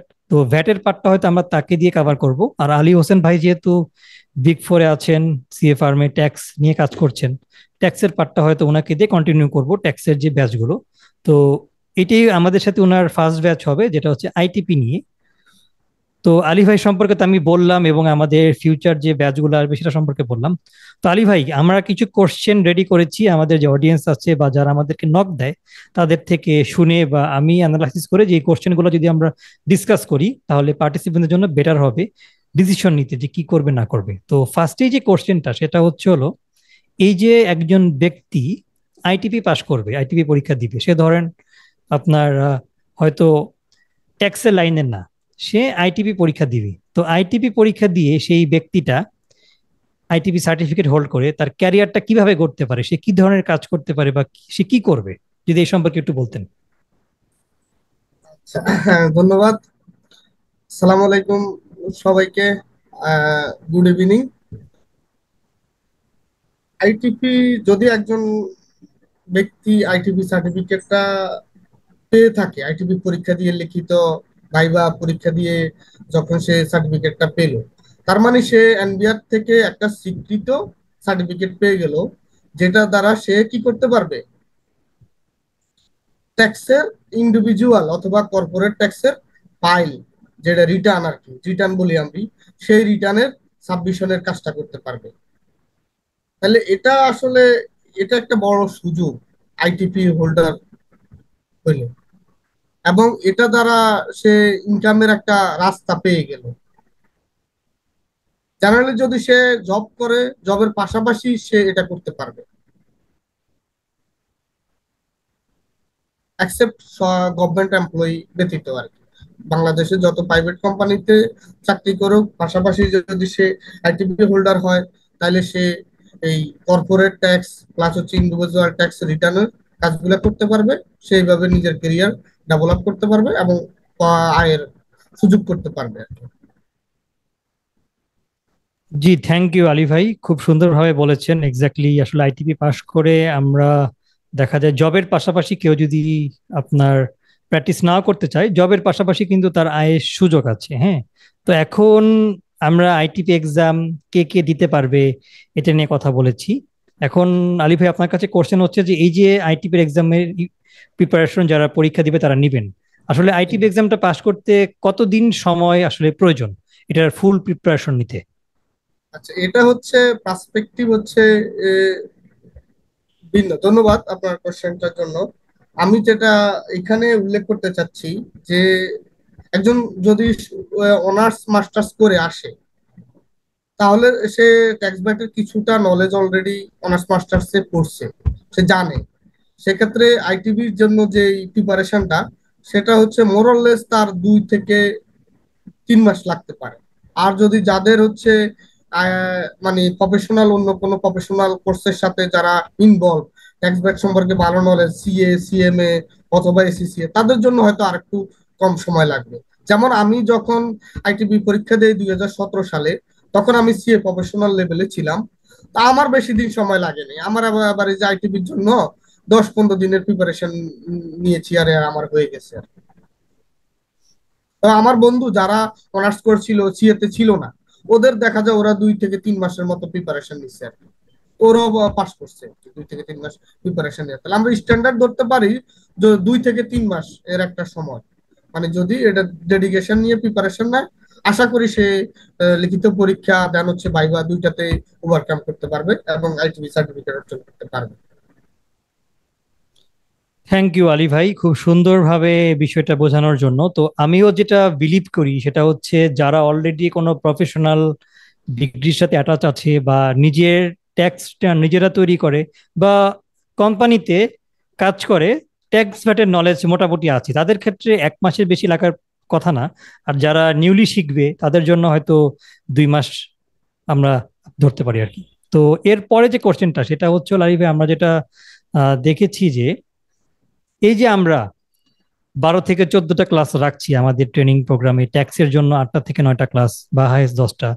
তো এই যে এই ক্লাসগুলো, এগুলো দিয়ে কি আমরা ফুল সিলেবাস কভার করতে পারবো, বা সিলেবাসের যে টপিকগুলো ম্যাথস থিওরি সেগুলো কভার করতে পারবো কিনা, আপনি এই ব্যাপারে কি বলবেন?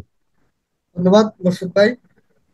আমরা টোটাল ক্লাস রেখেছি তাহলে 12 থেকে 14টা, না? জি, ট্যাক্সের জন্য এক্স্যাক্টলি এক্স্যাক্ট। ট্যাক্সের জন্য 9 থেকে 10টা, জি। এরকম চিন্তা করতেছি।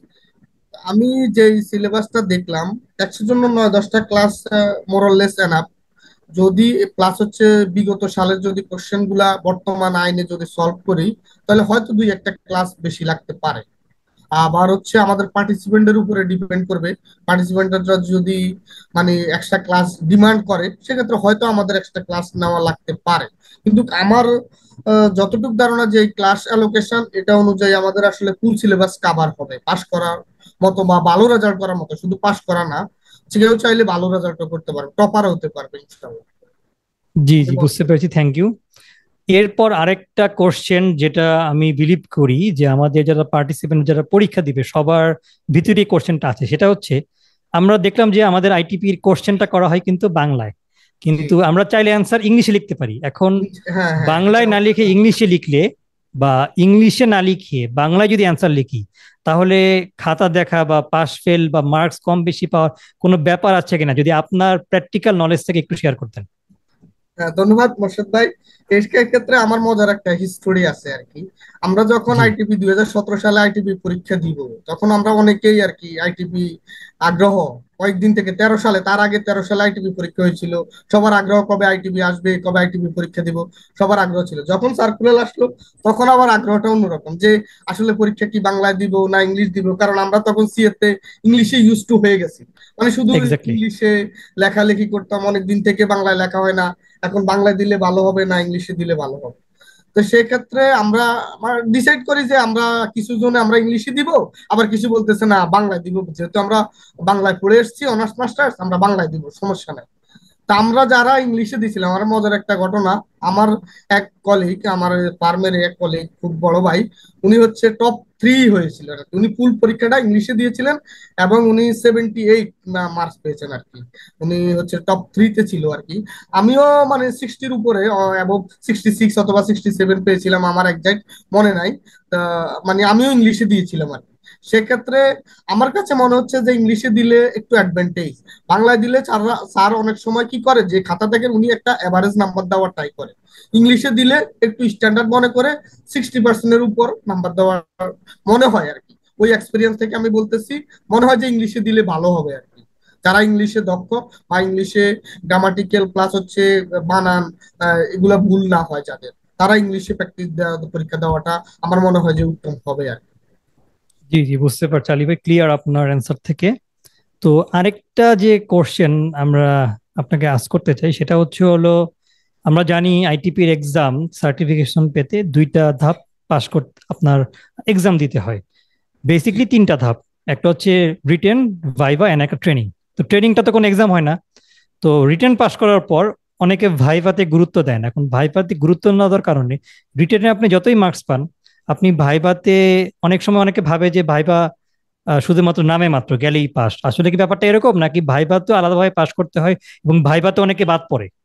যদি এটা সম্পর্কে বলেন। হ্যাঁ, ধন্যবাদ বর্ষদ ভাই, খুবই গুরুত্বপূর্ণ একটা কোশ্চেন নিয়ে এসেছেন আইটিভি সম্পর্কে। অনেকেরই ধারণা যে লিখিত পরীক্ষা পাস মানে পাস, আসলে কিন্তু না। এখানে হচ্ছে লিখিত পরীক্ষা সেপারেটলি পাস করতে হবে এবং ভাইভাতে আপনাকে সেপারেটলি পাস করতে হবে। ইভেন ভাইভাতেও মানে আপনার প্রিপারেশন নিতে হবে, শর্ট করে হলো এমসিকিউ স্টাইল অথবা সংক্ষিপ্ত প্রশ্নের আকারে আপনার প্রিপারেশন নিতে হবে। এখানে আরেকটা জিনিস আমি দেখি, স্যাররা যেটা জাজ করে যে আপনি লিখিত পরীক্ষা দিয়ে আসলেন, ভাইভা তো তারও 1 মাস পরে হয়। এখন অনেকে দেয়া যায় লিখিত পরীক্ষার পরে আর কোনো প্রিপারেশন নেয় না, অনেক কোশ্চেনের অ্যান্সার ভুলে যায়। তখন স্যাররা কিন্তু ওই ভাইভা বোর্ডে যারা থাকেন, তারা ওই লিখিত পরীক্ষা থেকেও অনেক কোশ্চেন জিজ্ঞেস করে, যেটার অ্যান্সার ভালোভাবে দিতে পারে না অনেকে, সেক্ষেত্রে সে আসলে নাম্বার কম পায়। সেক্ষেত্রে মানে এটা এটা একটা ক্ষতিকর দিক যে ভাইভাতে ফেলের সম্ভাবনাও হয়ে যায় তখন। তা আমি মনে করি যে লিখিত এবং ভাইভা দুইটাকে সমানভাবে গুরুত্ব দেওয়া উচিত, যেহেতু দুইটাকে সেপারেটলি পাস করা উচিত। জি জি ভাইয়া, একদম ক্লিয়ার। তার মানে হচ্ছে ভাইভা ইম্পর্টেন্ট, কারণ ভাইভাতে অনেক সময় টেকনিক্যাল কোশ্চেন করে, বা হয়তো অনেকে দেখা যায় যে একদম মুখস্থ করে হয়তো পরীক্ষাটা কমন পড়ে গেছে, পাশ করে ফেললো, কিন্তু পরে ভাইভাতে গিয়ে পরে আপনার নার্ভাস হয়ে কোনো কিছুই বলতে পারে না। তখন কিন্তু পাস করাটা আপনার পসিবল হয়ে ওঠে না, এবং অনেকেই বাদ পড়েছে, এরকম রেকর্ড আছে। আছে আছে আছে। জি জি। এরপরে আপনার,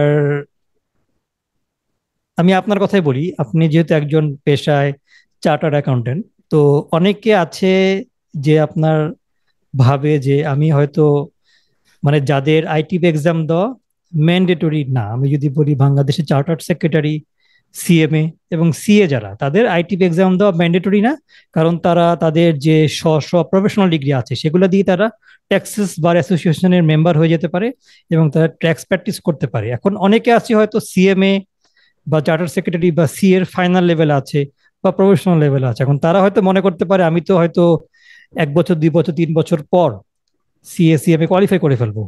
তো যারা প্রফেশনাল ডিগ্রির সাথে অ্যাটাচ না, নন প্রফেশনাল, তাদের জন্য তো আইটিপি করলে কি করতে পারবে আমরা জানলাম। কিন্তু যারা প্রফেশনাল অলরেডি ফাইনাল লেভেল বা আপনার ধরেন 60-70% কমপ্লিট, তাদের ভিতরে একটা ধারণা আসতে পারে যে আমি সিএসিএমএ কমপ্লিট করলে তো আমি ট্যাক্স প্র্যাকটিস করতেই পারবো। তো এই যারা প্রফেশনাল ডিগ্রি, মানে যারা প্রফেশনাল স্টাডি করছে, তাদের যে একটা ধারণা যে সিএসিএমএ থাকলে আইটিপি অ্যাডিশনাল ভ্যালু অ্যাড করে না, জব ক্ষেত্রে হোক প্র্যাকটিসের ক্ষেত্রে হোক, এই ব্যাপারটা আপনি কিভাবে দেখবেন? কারণ আপনি তো একজন চার্টার্ড অ্যাকাউন্টেন্ট এবং একজন আইটিপি হোল্ডার, দুইটাই। আপনি কি আপনার জব বা কোথাও কোনো ক্ষেত্রে আইটিপির মানে সিএ হওয়ার সত্ত্বেও আইটিপির কোনো প্রেফারেন্স বা কিছু পেয়েছেন কিনা, বা জব মার্কেটে কোনো একটা ইম্প্যাক্ট ফেলে কিনা শুধু আইটিপি থাকলে, যে একটু বলেন। ধন্যবাদ মোর্শেদ ভাই। এই ক্ষেত্রে আমি বলবো, জব মার্কেটে যারা সিএ, সিএমএ অথবা আদার্স যে ডিগ্রিটা হইলে আইটিপি অটোমেটিক ইয়ে বারের মেম্বারশিপ নেওয়া যায় আর কি। আইটিপি হোল্ডার হইলে সে হচ্ছে ট্যাক্স বারের মেম্বারশিপ নিতে পারে। ট্যাক্স বারের মেম্বারশিপ নিলে কি হয়, আপনি ট্যাক্সের বার রিলেটেড যতগুলা আপিল অথবা ট্রাইব্যুনাল সবগুলোর হিয়ারিং এ অ্যাটেন্ড করা যায়। কিন্তু আপনি যদি বারের আইটিপি না হন তাহলে বারের মেম্বারশিপ নেওয়া যায় না। এখানে সিএসিএমএ হইলে আপনি যদি বারের মেম্বারশিপ না নেন তাহলে কিন্তু আপনি ওই যে বারের কেসগুলা অথবা আপিল গুলাতে হেয়ারিং এ অংশগ্রহণ করতে পারবেন না। এখন আমার কত কোশ্চেন হচ্ছে, যারা পুল কমপ্লিট হয় নাই, সিএ তে 60% অথবা সিএমএ তে 60% আছে অথবা সিএর অ্যাডভান্স লেভেলে আছে, তারা যে বিভিন্ন জায়গায় বিশেষ করে বিগ ফোর যেই কোম্পানিগুলো আছে বা যেই সিএ ফার্ম গুলো আছে যে শুধু ট্যাক্স নিয়ে কাজ করে, বা বাংলাদেশে অনেকগুলা কনসালটেন্সি ফার্ম আছে যারা শুধু ট্যাক্স নিয়ে কাজ করে, শুধু ট্যাক্স নিয়ে কাজ করে, বিভিন্ন কোম্পানির কর্পোরেট ট্যাক্স রিটার্ন, ইন্ডিভিজুয়ালের ইনকাম ট্যাক্স রিটার্ন কাজ করে। সেক্ষেত্রে ওনারা ওনাদের কোম্পানিতে যে এমপ্লয় নিয়োগ দেয় ওই ক্ষেত্রে ওর কিন্তু গুরুত্বপূর্ণ করে দেখে যে আপনার আইটিপি আছে কিনা। ভাইভাতে একটা কথা জিজ্ঞেস করে যে আপনি সিএতে এতটুকু কমপ্লিট হয়েছে, পাশাপাশি আপনার কি আইটিপি আছে কিনা। কেন জিজ্ঞেস করে, সেটা হলে আইটিপি হলে সে বারের মেম্বারশিপ নিতে পারবে, সে ওই কোম্পানির পক্ষে অথবা ওই ক্লায়েন্টের পক্ষে সে কি করে পাওয়ার অফ অ্যাটর্নি নিয়ে সে হচ্ছে মামলা পরিচালনা করতে পারে। এক্ষেত্রে একটা বেনিফিট পাওয়া যায় এবং কোম্পানিগুলা যারা নিয়োগ দেয় ওরা আইটিপিটারে খুব গুরুত্বপূর্ণ বিবেচনা করে থাকে আর কি, একজন আইটিপি হোল্ডারকে খুব গুরুত্বপূর্ণ হিসেবে বিবেচনা করে। জি আলী ভাই, থ্যাংক ইউ সুন্দরভাবে বলার জন্য। আর আরেকটা জিনিস আমার জানার প্রয়োজন আছে বা আমার অডিয়েন্সদের, সেটা হচ্ছে হলো, এটা তো আমরা প্র্যাকটিসের কথা বললাম, যারা চাকরি করছে, যারা চাকরি করছে তারা যদি ধরেন অ্যাকাউন্টসে যে যে লোকটা জব করে, অ্যাকাউন্টসে রিসিভেবল ডিপার্টমেন্টে বা আপনার পেয়েবলস ডিপার্টমেন্টে, ঠিক আছে, তো এদের কিন্তু ট্যাক্স ভ্যাটের ইস্যু তাদের প্রয়োজন, পেমেন্ট কালেকশন এগুলোর ক্ষেত্রে, সাপ্লায়ার দি পেমেন্ট কাস্টমার যখন ডিডাক্ট করে বা একটা বিলিং করার সময়, বা যারা ট্যাক্সে জব করছে ট্যাক্স সেকশনে। তো এখন যারা এখন প্র্যাকটিসে যাবে না কিন্তু আইটিপি ডিগ্রিটা নিয়ে রাখছে, তারা তাদের এক্সিস্টিং জব বা জব সুইচ করার ক্ষেত্রে কোনো আইটিপি থাকলে বেনিফিট পাবে কিনা, বা বিডি জবসের জব যখন আমরা সার্চ করি অ্যাকাউন্টসের, তখন আমরা এই এই বিষয় সম্পর্কে আমরা কি জানতে পারি যে আইটিপিটা তাদেরকে কোনো ভ্যালু অ্যাড করবে কিনা জবের ক্ষেত্রে। ধন্যবাদ মোর্শেদ ভাই। এই ক্ষেত্রে মানে একেবারে মানে আমি খুবই গুরুত্বপূর্ণ একটা জিনিস তুলে আনছেন আপনি কোশ্চেনে, কারণ এটা অনেকের ধারণা আসলে থাকে না এই সম্পর্কে, যে আমি তো ফাইন্যান্সে বিবিএ কমপ্লিট করছি, আমার হচ্ছে সিএ অথবা সিএম একটা প্রফেশনাল ডিগ্রি আছে, কোনো কোম্পানিতে আমি ইজিলি জয়েন করতে পারবো। কিন্তু আপনি বিডি জবসে জব সার্চ করলে যে জবের অ্যাপ্লিকেশন গুলা, ওইখানে দেখবেন আপনি লেখা থাকে যে ITP holder will get preference. একেবারে yes obviously. Most of the জবের job job most of the জবের ক্ষেত্রে অ্যাকাউন্টসে বিশেষ করে রিসিভেবল, পেয়েবল, ট্যাক্স ট্যাক্স ডিপার্টমেন্টের কথা তো আমি বাদে দিলাম, ট্যাক্স ডিপার্টমেন্টে তো মোস্ট চাই, এটা কোম্পানিগুলো এটা চাই যে আইটিপি হোল্ডার কিনা। মানে এর বাইরেও রিসিভেবল পেয়াবলে ট্যাক্সের কাজ আছে, যেহেতু সেই ক্ষেত্রে আইটিপি হোল্ডার হয় আছে কিনা সেক্ষেত্রে এটা সার্চ করে। এবং আইটিপি জবের অ্যাপ্লিকেশন গুলোতে এরকম লেখা থাকে যে ITP holder will get preference. এবং তাহলে কি আপনি জব সুইচের ক্ষেত্রে মানে এটা সুবিধা পাবেন, নাকি আবার এক্সিস্টিং জবেও সুবিধা পাবেন? সেক্ষেত্রে আমি এক্সিস্টিং জবের ক্ষেত্রে এবার বলতেছি। একটা তো বললাম যে সুইচের ক্ষেত্রে অথবা একটা চাকরির পাওয়ার ক্ষেত্রে আইটিপি আপনার বেনিফিট দিবে, আর আরেকটা হচ্ছে আপনি এক্সিস্টিং একটা জবে আছেন, আপনার আইটিপি তে আপনাকে হেল্প করবে কিনা। কোম্পানি যখন মানে তার একটা ট্যাক্স ব্যাট সাপ্লায়ারের অথবা কাস্টমারের ট্যাক্স ব্যাট কেটে কেটে এটা আসলে নিয়ম অনুযায়ী কাটছে কিনা, এটা এটা যদি একজন আইটিপি হোল্ডার অথবা চেক করতে পারেন, যে আসলে আইটিপির জ্ঞান থাকলে, হোল্ডারের যদি ট্যাক্স ব্যাট সম্পর্কে ভালো নলেজ থাকে, তাহলে সে সাপ্লায়ারের উৎসে কর্তন সঠিকভাবে হয়েছে কিনা অথবা কাস্টমারের উৎসে কর্তন সঠিকভাবে হয়েছে কিনা এটা জানতে পারে। জানলে সে কোম্পানিতে একটা রোল প্লে করতে পারে, কোম্পানির একটা ভ্যালু এডিশন করতে পারে। সেক্ষেত্রে কোম্পানির নেক্সট প্রমোশন অথবা কোম্পানির কোনো বেনিফিট অথবা কোম্পানিতে কোনো মানে পারফরমেন্স কোয়ার্টারলি অথবা ইয়ারলি পারফরমেন্সের উপর যদি কোনো দেওয়া হয়, সেক্ষেত্রে আইটিপি হোল্ডার একটা বেনিফিট পেয়ে থাকে আমি মনে করি। এবং এটা হয়েছে, আমারও কিছু পরিচিত কলিগদের সাথে এরকম হয়েছে এটা, মানে। থ্যাংক ইউ আলী ভাই, খুব সুন্দর করে জিনিসটা এক্সপ্লেন করার জন্য। মূলত আমি অনেক সময় দেখেছি বা অনেক সময় যখন অনেকে আমাকে সিভি দিতে বলে, তখন ধরেন কোন জবের ক্ষেত্রে বলে যে সিএসসিসি, যেহেতু ট্যাক্স ভ্যাটের কিছু কাজ আছে ট্যাক্স, সো সিএসসিসি হলে হবে, অথবা আইটিভি থাকলেও চলবে। তো এই টাইপের জিনিসগুলো আছে, এবং বিডি জবসও কিন্তু আমরা দেখি লেখা থাকে এরকম। তো এরপরে আমার আর বেশি কোশ্চেন নাই, আর দুটা কোশ্চেন আছে। সেটা হচ্ছে যে ধরেন একটা লোক আইটিপি পাশ করলো, একটা লোক আইটিপি পাশ করে ফেললো, এখন সে হয়তো আপনার চাচ্ছে যে ট্যাক্স বার অ্যাসোসিয়েশনের একটা মেম্বারশিপ সে নিয়ে রাখবে। ধরেন সে হয়তো প্র্যাকটিস করে না, সে কারেন্টলি জব করতেছে। তো জবের পাশাপাশি সে তার অফিসের যে কলিগ বা আত্মীয় স্বজন বন্ধু বান্ধব থেকে তাদের যে ইনকাম ট্যাক্সের ফাইল, সেই ফাইল নিয়ে তাদের রিটার্নগুলো সাবমিট করতেছে। এভাবে করে সে 4-5 বছর কাজ করলো। এখন সে হয়তো চিন্তা করতেছে যে না, সে হয়তো এখন কোনো একটা ফার্মে ঢুকবে, ট্যাক্স ফার্মে বা সিএ ফার্মে, অথবা নিজেই কোনো একটা ট্যাক্স ব্যাটের ফার্ম সে দিবে, বা অন্য কোনো লোকদের সাথে জয়েন্টলি পার্টনারশিপে ফার্ম দিবে। তো এখন তার হয়তো বা আইটিপি সার্টিফিকেটের নিয়ে একটা মানুষের আলটিমেট গোল থাকে কি, যে ট্যাক্সেস বার অ্যাসোসিয়েশনের মেম্বার হওয়া। তো এই যে ঢাকা ট্যাক্সেস বার বা অন্য ট্যাক্সেস বার, এটা যে মেম্বারশিপটা, এটা সে কিভাবে নিবে? এর জন্য কি তাকে পরীক্ষা দিতে হবে? কোনো এই প্রসেসটা কি রিগোরাস, নাকি আপনার একদম সিম্পল প্রসেস? এই জিনিসটা একটু যদি বলতেন। ধন্যবাদ মোর্শেদ ভাই। ট্যাক্সের বারের মেম্বারশিপ নেওয়ার ক্ষেত্রে একটা অ্যাপ্লিকেশন করতে হয় ট্যাক্সের বারে। সম্ভবত ফিটা 1900 টাকা থেকে 2000 টাকা, মানে অ্যাপ্লিকেশন করতে হয়। দেন হচ্ছে অ্যাপ্লিকেশন করে প্রয়োজনীয় কাগজপত্র ওই যে অ্যাপ্লিকেশন ফর্মে উল্লেখ থাকে, ছবি লাগে, তারপরে হচ্ছে সকল একাডেমিক সার্টিফিকেটের সত্যায়িত কপি লাগে, আইটিপি সার্টিফিকেট লাগে, তারপর ন্যাশনাল আইডি লাগে, একজন নমিনি ওইখানে অ্যাড করা লাগে, নমিনির ছবি লাগে, নমিনির ন্যাশনাল আইডি কার্ড লাগে, এভাবে দিয়ে অ্যাপ্লিকেশন করা লাগে। এই প্রসেসটা আসলে সহজ, কোনো রিগোরাস না। এখানে মূল ইস্যু হচ্ছে আপনার কোনো তেমন কোনো পরীক্ষা দিতে হয় না। ওরা একদিন আপনাকে ওদের সাথে বসার জন্য ডাকে, মানে অনেক ওয়ান কাইন্ড অফ ভাইবা আমরা বলতে পারি। ওইখানে হয়তো আপনাকে দুই একটা কোশ্চেন জিজ্ঞেস করতে পারে, ওই রকম কিছু না যে আপনাকে খুব কঠিন কোশ্চেন জিজ্ঞেস করবে বা মামলা মোকদ্দমা নিয়ে কোশ্চেন করবে, মামলা মোকদ্দমা আপনি ফেস করছেন কিনা ওই রকম কিছু জিজ্ঞেস করবে, সেরকম না। আপনি এই যে কোনো একেবারে সহজ সহজ আমি এক কথা বলা যায় যে খুবই সহজ। আপনি হচ্ছে একটা ইয়ারলি ফি আছে, অ্যানুয়াল চাঁদা আছে, বার্ষিক চাঁদা আছে, সেটা দেওয়া লাগে হচ্ছে পরে। আগে হচ্ছে অ্যাপ্লিকেশন করতে 1900 টাকার মতো লাগে আর প্রয়োজনীয় ডকুমেন্ট জমা দিলে দেন হচ্ছে আপনাকে ওদের ট্যাক্স বারের মেম্বারশিপ করে নেয় আর কি। সেটা যেটা আপনার কাজের ক্ষেত্রে পরে অনেক ভ্যালু অ্যাড করে। আপনি যদি প্রফেশনালি কোনো বা কনসালটেন্সি ফার্ম ট্যাক্সের উপরে দিতে চান, যেটা আপনার কাজের ক্ষেত্রে অনেক হেল্প করে আর কি। আলী ভাই, আমাদের একজন একজন ইউজার কোশ্চেন করেছে যে এই যে আপনার মেম্বারশিপ ফিটা দিতে হবে ট্যাক্সেস বার অ্যাসোসিয়েশনে, এটা মান্থলি না ইয়ারলি? আমি তো জানি ইয়ারলি বেসিস, ইয়ারলি বেসিসে দিতে হবে।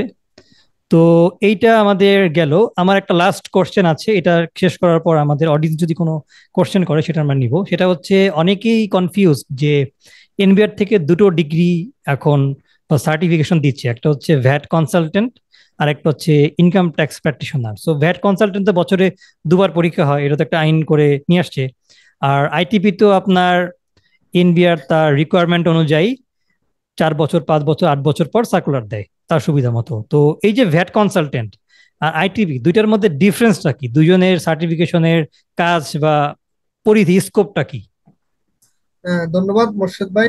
আমাদের এনবিআর এ মূলত হচ্ছে দুইটা উইংস কাজ করে। একটা উইংস হচ্ছে ট্যাক্স নিয়ে কাজ করে, আর একটা উইংস হচ্ছে ভ্যাট আর কাস্টমস নিয়ে কাজ করে। ট্যাক্স উইংস থেকে যেই সার্টিফিকেশনটা দেওয়া হয় সেটাকে আসলে আইটিপি বা সার্টিফিকেশন বলে, আর ভ্যাট আর কাস্টমস উইংস থেকে যে সার্টিফিকেটটা দেওয়া হয় সেটা হচ্ছে ভ্যাট কনসালটেন্ট বলা হয় আর কি ওদেরকে। তো দুইটা দুই ধরনের পরীক্ষা হয়, দুইটা দুই ধরনের সিলেবাস।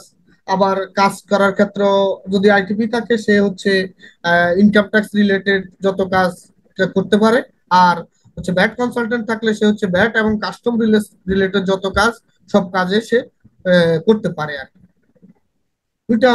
এই হচ্ছে বেসিক পার্থক্য আর কি। এক্স্যাক্টলি ভাই, থ্যাংক ইউ সুন্দরভাবে বলার জন্য। তো বেসিক্যালি যাদের কনফিউশন ছিল tax consultant and VAT consultant, এটা আপনারা জেনে গেছেন। তো আপনাদের জানার জন্য আরেকটা জিনিস বলি, সেটা হচ্ছে আইটিপি এক্সাম পাস করাটা কিন্তু সহজ, কিন্তু ভ্যাট কনসালটেন্ট এক্সাম পাস করাটা সহজ না। এই জায়গায় যদি আপনি দেখেন যে পরীক্ষা অনেক দেয় কিন্তু পাস করে খুব কম।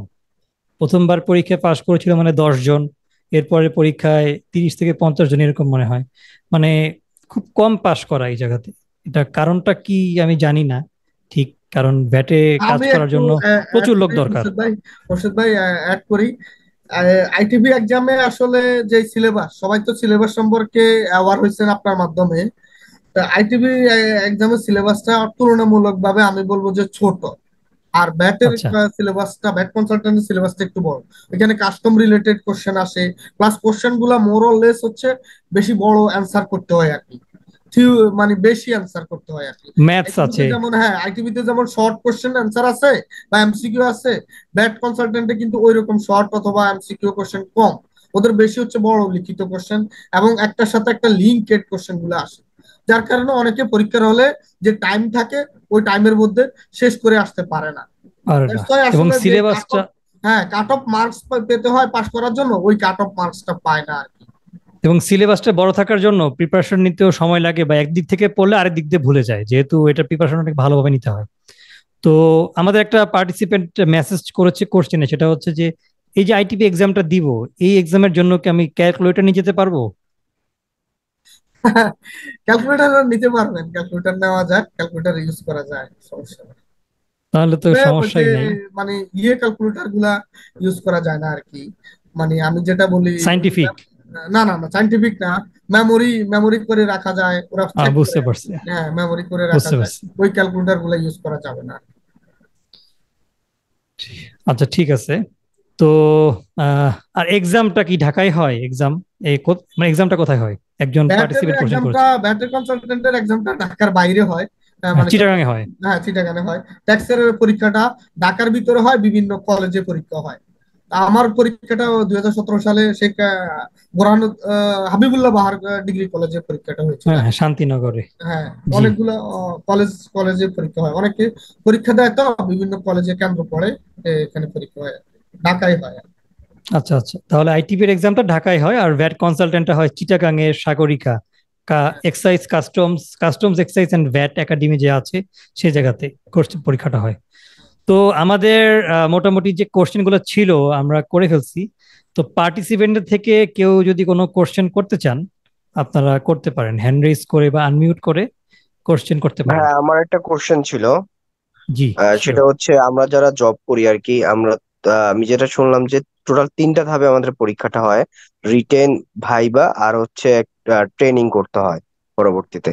তো ট্রেনিংটা আসলে কখন হয়? এটা কি হলিডেতে হয় না নর্মাল ওয়ার্কিং আওয়ারে হয়? এই যে এটা একটু জানার ছিল আর কি। জি, জালি ভাই বলেন। জি, ধন্যবাদ আলী হোসেন ভাই, আপনি গুরুত্বপূর্ণ কোশ্চেন করার জন্য। এখানে হচ্ছে ট্রেনিংটা আসলে আপনার একটা অগ্রিম, ওরাও না একটা ডেট দিয়ে দেয় আর কি, ওই ডেটে পরীক্ষা ট্রেনিংটা হবে। বেসিক্যালি ট্রেনিংটা শুক্র অথবা শনিবারে হয় আর কি।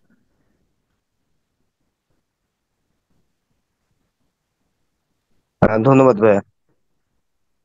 তো এটার তো অ্যান্সার আমরা পেলাম।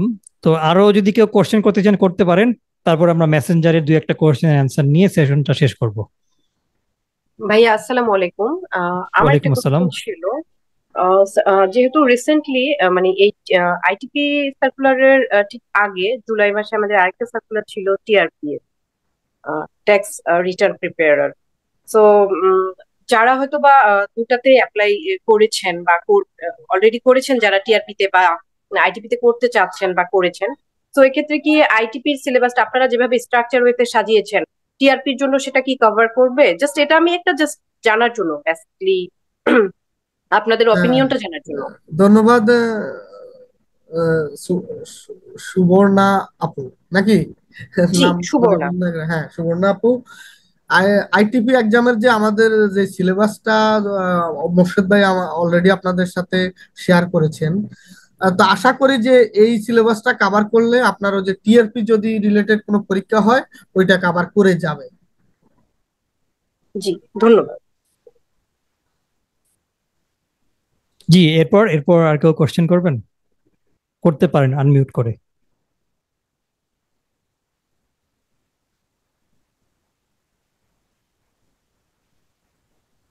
আর কেউ যদি থাকে কোশ্চেন করতে পারেন আনমিউট করে, যদি কোনো কিছু জানার থাকে।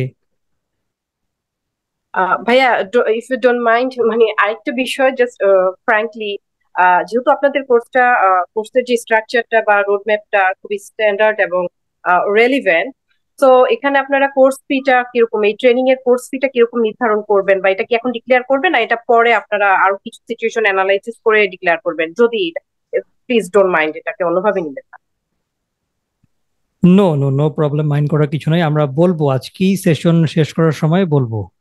তো আরো যদি কারো কোশ্চেন থাকে তাহলে কোশ্চেন গুলো করেন, দেন ওটা বলেই আর কি সেশনটা শেষ করব।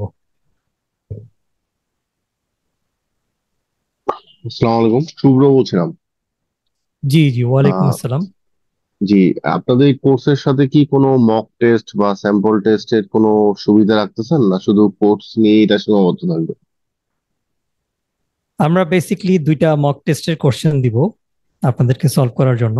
তো ওটা আপনারা যদি এক্সাম এনভায়রনমেন্টের মতো বসে সলভ করেন সেক্ষেত্রে হয়তো আপনাদের একটা প্র্যাকটিস হবে। ফুল 100 মার্কসের দুটো কোশ্চেন আমরা শেয়ার করব। ওকে, থ্যাংক ইউ। জি, জি, আসসালামু ওয়েলকাম। আলাইকুম। ওয়ালাইকুম আসসালাম। আচ্ছা, আপনাদের যে ট্রেনিং প্রোগ্রামটা যেটা আসতে যাচ্ছে, সেখানে আমাদের কি নোটশিট দেয়া হবে, না আমাদের আলাদা কোনো প্রিপারেশনের জন্য বই আলাদাভাবে কেনা লাগবে এর জন্য? আচ্ছা, এটার অ্যান্সার মনে হয় আলী ভাই দিলে ভালো হয়। ধন্যবাদ। আলামিন ভাই মেবি না? হ্যালো, হ্যাঁ জি, জি, জি। আলামিন ভাই কোশ্চেন করছিলেন। আহ, আপনাদের গেটারটা আমি জানা রাখছি, আমরা এখনো আসলে মানে প্রিপেয়ারিং পর্যায়ে আছি। তো আশা করি আপনাদেরকে কিছু কিছু ক্ষেত্রে আমরা বই প্রিপেয়ার করব, বইয়ে আপনাদেরকে রেফার করব, আর কিছু ক্ষেত্রে আমরা হচ্ছে আপনাদেরকে ইয়ে দিয়ে দিব আর কি, শিট দিয়ে দিব আর কি। আপনি সেই মানে ওই শিট অথবা ওই বই প্র্যাকটিস করলে আশা করি আপনার ইয়ে সলভ হয়ে যাবে আর কি। জি, ধন্যবাদ। মানে বেসিকলি আমরা তো অনেকগুলা চেষ্টা করব, ম্যাথস যেগুলো আছে সেই ম্যাথস গুলো আমরা আপনার শিট প্রোভাইড করব, ডিফারেন্ট টাইপের tax calculation, individual tax, company ট্যাক্সের স্যাম্পল ক্যালকুলেশন, টিডিএস ভিডিএস, তো আমরা একটা সেপারেট এসআরও থাকে সেটা, দেন আপনার অ্যাকাউন্টিং এর যে ম্যাথস গুলো সেগুলো, এগুলোর জন্য আলাদা বই প্রয়োজন নাই। তবে ম্যাথসের জন্য বই কিনতে চাইলে কোন বইটা কিনতে হবে এটা আমরা বলে দিব, সেই বইতে আপনারা হিউজ ম্যাথ পাবেন। আমরা অলরেডি পরীক্ষায় পাস করবেন বা পরীক্ষায় যে ম্যাথ আসবে সেই ম্যাথ কভার করার জন্য যা যা লাগে তার থেকে বেশি ম্যাথসই দিব। আসসালামু এরপরে আলাইকুম যদি স্যার। মনে করেন আরো এক্সপার্ট হব সেক্ষেত্রে বই ফলো করার জন্য আমরা বলে দিব। ওয়ালাইকুম আসসালাম। জি ভাই। জি স্যার, আমি একটু জানতে চাচ্ছি স্যার, এই যে সার্কুলারটাতে স্যার আমাদের লিখিত পরীক্ষার সিলেবাসের জন্য বেশ কয়েকটা ডকুমেন্ট মানে উল্লেখ করা হয়েছে, আয়কর আইন, বিধিমালা, উৎসকর বিধিমালা, হ্যাঁ এডিআর। হ্যাঁ হ্যাঁ। তো এগুলো আছে, আমি জানতে চাচ্ছি এগুলো তো মানে আমরা কি এই সময়ের মধ্যে 2 মাস বা 2.5 মাস যে সময়টা আমরা পাবো এর মধ্যে কি পুরো আয়কর আইন কিংবা পরিপত্র কিংবা বিধিমালা আমরা কি কভার করতে পারবো? জি, এই সময়ের মধ্যে আপনারা কভার করতে পারবেন, এই সময়ের মধ্যে আপনারা কভার করতে পারবেন। ঠিক আছে, মানে জিনিসটা হবে কি, যার প্রিভিয়াসলি কোনো নলেজ নেই সে যখন এই আইন নিয়ে বসবে, আইনের ভাষা কিন্তু অনেক সময় একটু কমপ্লেক্স ভাবে লেখা থাকে। আবার অনেকে যারা বাংলা একটু অনেকদিন ধরে পড়ে না, হয়তো ইংলিশ অনার্স থেকে ইংলিশে পড়তেছে, তাদের জন্য আবার বাংলায় আইন পড়াটা দুর্বোধ্য মনে হতে পারে। তো সেক্ষেত্রে টাইম লাগতে পারে। আর আপনি যদি কোনো টিউটর বা কোচিং এর সাপোর্ট নেন সেক্ষেত্রে যেটা হবে যে আইনের যে ভাষাটা সেটা তো সে ক্লাসে আপনাকে এক্সপ্লেন করে দিবে, তো আপনার মাথায় এটার মিনিংটা কি যখন থাকবে তখন আপনি পরবর্তীতে যখন এই জিনিসটা আবার রিভাইজ দিবেন তখন কিন্তু আপনার বেশি টাইম লাগবে না। আর ম্যাথসের যে পার্টগুলা এগুলা কিন্তু আসলে মানে খুব বেশি ডিফিকাল্ট না এরকম, মানে খুব যে বেশি ডিফিকাল্ট ব্যাপারটা এরকম না। দেখা যাবে যে ম্যাথস গুলো, ট্যাক্সের ম্যাথ গুলো একটু মজার টাইপের, যে আপনি মানে একবার জিনিসটা বুঝে গেলে সবগুলো সুন্দর মতো করে করে ফেলতে পারবেন, এই টাইপের ম্যাথ। জি, একজন হাত জি তুলেছেন, একজন আপু, থ্যাংক ইউ। আপনি যদি বলেন। হ্যান্ড রেজ করেছিলেন একজন। আসসালামু আলাইকুম। ওয়ালাইকুম আসসালাম। জি স্যার, আমি জানতে চাচ্ছিলাম আমার আহ, এই লাস্ট মান্থে হচ্ছে বিবিএটা শেষ হয়েছে, আমার রেজাল্ট এখনো পাবলিশ হয়নি। তো আচ্ছা, সেক্ষেত্রে আমি তো ফর্মটা ফিল আপ করলাম গতকালকে, আমার রেজাল্টটা নেক্সট মান্থেই পাবলিশ হবে, নেক্সট মান্থের ফার্স্ট বা সেকেন্ড উইকে। তো সেক্ষেত্রে কি আমার কোনো প্রবলেম হতে পারে পরীক্ষায় অ্যাটেন্ড করতে? ঠিক আছে। আলী ভাই যদি বলতেন, খুবই আপনার ক্রিটিক্যাল এবং এটা প্র্যাকটিক্যাল হ্যাঁ ওরিয়েন্টেড খুবই কোশ্চেন, যে সে তো ফারজানা, রেজাল্ট মানে রেজাল্টের যে কলাম সেখানে কিন্তু সে রেজাল্ট দিতে পারছে না, কারণ তো রেজাল্ট আপনার স্যার আসে নাই। সেক্ষেত্রে আমি আমার রেজাল্ট আমি ফার্স্ট ক্লাস দিয়ে রাখছি, যেহেতু আমার 8টা সেমিস্টার, তো 7টা সেমিস্টার পর্যন্ত আলহামদুলিল্লাহ আমার ফার্স্ট ক্লাস 3.5 আপ আছে রেজাল্ট। তো আমি ওখানে আমার সিজিপিএটা না দিয়ে আমি ফার্স্ট ক্লাস যে একটা অপশন ছিল সেটা চুজ করছিলাম। না, আমি যতদূর জানি যে আপনার রেজাল্টটা যদি সিজিপিএ বেসড হয় তাহলে আপনাকে সিজিপিএ মেনশন করতে হয়। ফার্স্ট ক্লাস দিয়ে রাখছে যাদের সময় সিজিপিএ ছিল না তাদের জন্য। তো ফার্স্ট ক্লাস দিলে বা সেকেন্ড ক্লাস দিলে মনে হয় সেখানে কি কোনো পার্সেন্টেজ আসে, যে 60%, 55% এরকম লেখার জায়গা? এরকম কোনো পার্সেন্টেজ আসে নাই, এবং আমি ফর্ম ফিল আপ করতে পারলাম মানে গতকালকে। আচ্ছা, না আচ্ছা ফর্ম ফিল আপ তো করতে পারবেন আপনি ফার্স্ট ক্লাস লিখে, কিন্তু আপনার রেজাল্ট যদি জিপিএ সিস্টেম হয় তাহলে কিন্তু তখন ওই জায়গায় ওরা আটকাতে পারে। তো আলী ভাই যদি কিছু বলেন। আচ্ছা ফারজানা আপু, আপনি যেহেতু করে ফেলেছেন তা মানে অ্যাপ্লিকেশন, আপনি এগিয়ে যান বা পরীক্ষার জন্য প্রিপারেশন নেন, পরীক্ষা দেন। মানে এটা একটু ক্রিটিক্যাল, আমি অ্যান্সার না, মানে ইয়েস পরীক্ষা হতে নো হতে আমার রেজাল্ট ততদিনে চলে আসবে আমি আশা হ্যাঁ, করি। এটা তো আসলে সেই ইয়েস জন্যই অথবা আসলে আমি নো বলা একটু টাফ। তবে ভাইবাতে আপনার সব ডকুমেন্ট আপনার কাছে চাইবে, সব ডকুমেন্টের হার্ড কপি চাবে আপনার।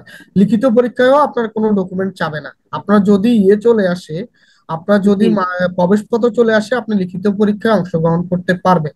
কিন্তু ভাইভাতে আপনার সকল ডকুমেন্টের হার্ড কপি আপনার দিতে হবে, অরিজিনাল কপি দিতে হবে। সেক্ষেত্রে তারা চেক করবে।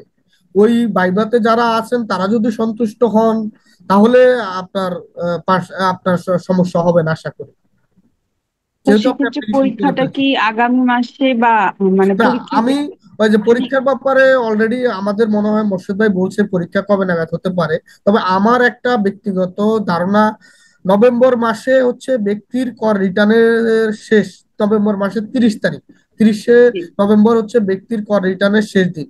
তো আশা করি 30শে নভেম্বরের ভিতরে পরীক্ষা হবে না, কারণ এনবিআর অফিসিয়ালরা একটু বিজি থাকবেন এই নভেম্বর মাসটা। আর যারা কোশ্চেন তৈরি করেন অথবা পরীক্ষা নেন, আশা করি আমি আমি আমার মনে হচ্ছে, এবং যদি ইন্টারনালি নিউজ আছে, যে নভেম্বরের ভিতরে পরীক্ষা হবে না আর কি, পরীক্ষা হইলো নভেম্বরের পরে। Thank you. আচ্ছা, ঠিক আছে। আর কারো কোনো কোশ্চেন না থাকলে আমরা আমাদের সেশনটা শেষ করব। সৌরভ ভাই, আমার একটা কোশ্চেন ছিল, সেটা হলো যে ওয়ালাইকুম আসসালাম। আমার কোয়েশ্চেনটা হলো যে আপনার আমার জানা মতো তো বিধিমালা যেটা ছিল 1984, ওটা নতুন আইন দ্বারা রিপ্লেস হয়ে গেছে। এখন আমাদের কি 1984 ওটাও কভার করতে হবে কিনা? আর আরেকটা জিনিস যেটা, সেটা হলো যে কোয়েশ্চেন যেহেতু বাংলায় হবে, অ্যান্সার যদি ইংলিশে করি, তাহলে সেক্ষেত্রে আমরা যারা ইংলিশে ইউজ টু হয়ে গেছি বেশ কয়েক বছর ধরে, সো বাংলাটাকে ইংলিশে কনভার্ট করা মানে এক্সাম হলে জিনিসটা মানে একটু ডিফিকাল্ট মনে হচ্ছে আর কি, যেহেতু ওয়ার্ড গুলো অনেকগুলো ওয়ার্ডের সাথেই মানে এখন আর ইউজ টু না। তো এই জিনিসটা মানে কিভাবে মানে করা যায়, মানে কি বলবো, মানে ট্যাকেল করা যায় আর কি। আচ্ছা, এটার এক্সামের স্ট্র্যাটেজির কথাটা আমি বলি, আর ইনকাম ট্যাক্স 1984 অর্ডিন্যান্স এটা আলী ভাই বলবে। এক্সামে যে জিনিসটা হচ্ছে, আপনি আপনি যদি ইংলিশে ইউজ টু হন বা আরেকজন যদি বাংলা ইউজ টু হয়, আপনার যদি কনসেপ্ট আপনি জানেন, তাহলে যে বাংলায় লিখবে সে কিন্তু আগে থেকেই জানে যে আমি ভাই ইংলিশে আমার এত এক্সপার্টিস নাই, আমার ভুল হয় বা আমি প্রবলেম হবে আর কি, আমি বাংলায় স্বাচ্ছন্দ্য বোধ করি। সে তাহলে শুরু থেকে বাংলায় প্রিপারেশন শুরু করবে, সে মূল আইন পড়বে। আর যে ইংলিশে প্রিপারেশন নেবে সে তখন থেকে তাহলে সেই জিনিসটাকে ইংলিশে পড়ার চেষ্টা করবে। তো ইংলিশের জন্য আমরা আইসিএবিসি এর যে সার্টিফিকেট লেভেলের বিগিনিং ট্যাক্সের বইটা আছে বা বাংলাদেশ ইনকাম ট্যাক্স নিখিল স্যারের বই আছে, সেই বইগুলো আমরা ফলো করতে বলবো। কারণ মানে মূলত একই জিনিস, একটা ট্রান্সলেট করা, একটা বাংলায়। আর যেটা হচ্ছে কোশ্চেন যেহেতু বাংলায় হয়, তো যখন ক্লাসগুলো নেওয়া হবে ওই কোন একটা স্পেসিফিক টার্ম, যে টার্মটা বাংলায় দুর্বোধ্য, সেটার ইংলিশ টার্মটা কি, বা যখন ম্যাথস গুলা করবো, ফর এক্সাম্পল ধরেন অ্যাকাউন্টিং এর ম্যাথে আসবে হচ্ছে উদ্ধৃত্ত পত্র তৈরি করার জন্য। এখন উদ্ধৃত্ত পত্র আমরা 9-10-এ পড়ছি, ইন্টারমিডিয়েটে পড়ছি, যেটা মানে হচ্ছে ব্যালেন্স শিট। দেন হচ্ছে বকেয়া দেনা, অনাদায়ী পাওনা, তো এই ওয়ার্ড গুলা থাকবে। তো যখন আমরা ওই ক্লাসগুলো নিব, তো এইটার অল্টারনেটিভ ইংলিশ মিনিংটা কি, এটা আমরা ক্লিয়ার করে দিব, যাতে বাংলায় কোশ্চেন আসলেও আপনি বোঝেন যে এইটা হচ্ছে আপনার আমার কি বলে, যেমন অনাদায়ী পাওনা কি, দেন কুঋণ মানে কি, ব্যাড ডেথ, এই জিনিসগুলো আমরা ওই ক্লাসে ক্লিয়ার করে দিব। ইংলিশে হলে এটা দ্বারা এটা বোঝাচ্ছে, ঠিক আছে? আর আলী ভাই, ওই যে আপনার আইটি অর্ডিন্যান্স 1984 যে সিলেবাস আছে, এটার ইমপ্লিকেশনটা কি পরীক্ষা আমার সিলেবাস প্রিপারেশনের জন্য, এটা সম্পর্কে একটু বলেন। দেন আমরা আরেকজন ইউজারের কোশ্চেন আর কি নেবো এরপরে। আমার কোশ্চেনটা মেবি আমাদের আলাউদ্দিন ভাই করেছিলেন না? জি আমাদের সিলেবাসে 1984 এর কথা উল্লেখ করেছে।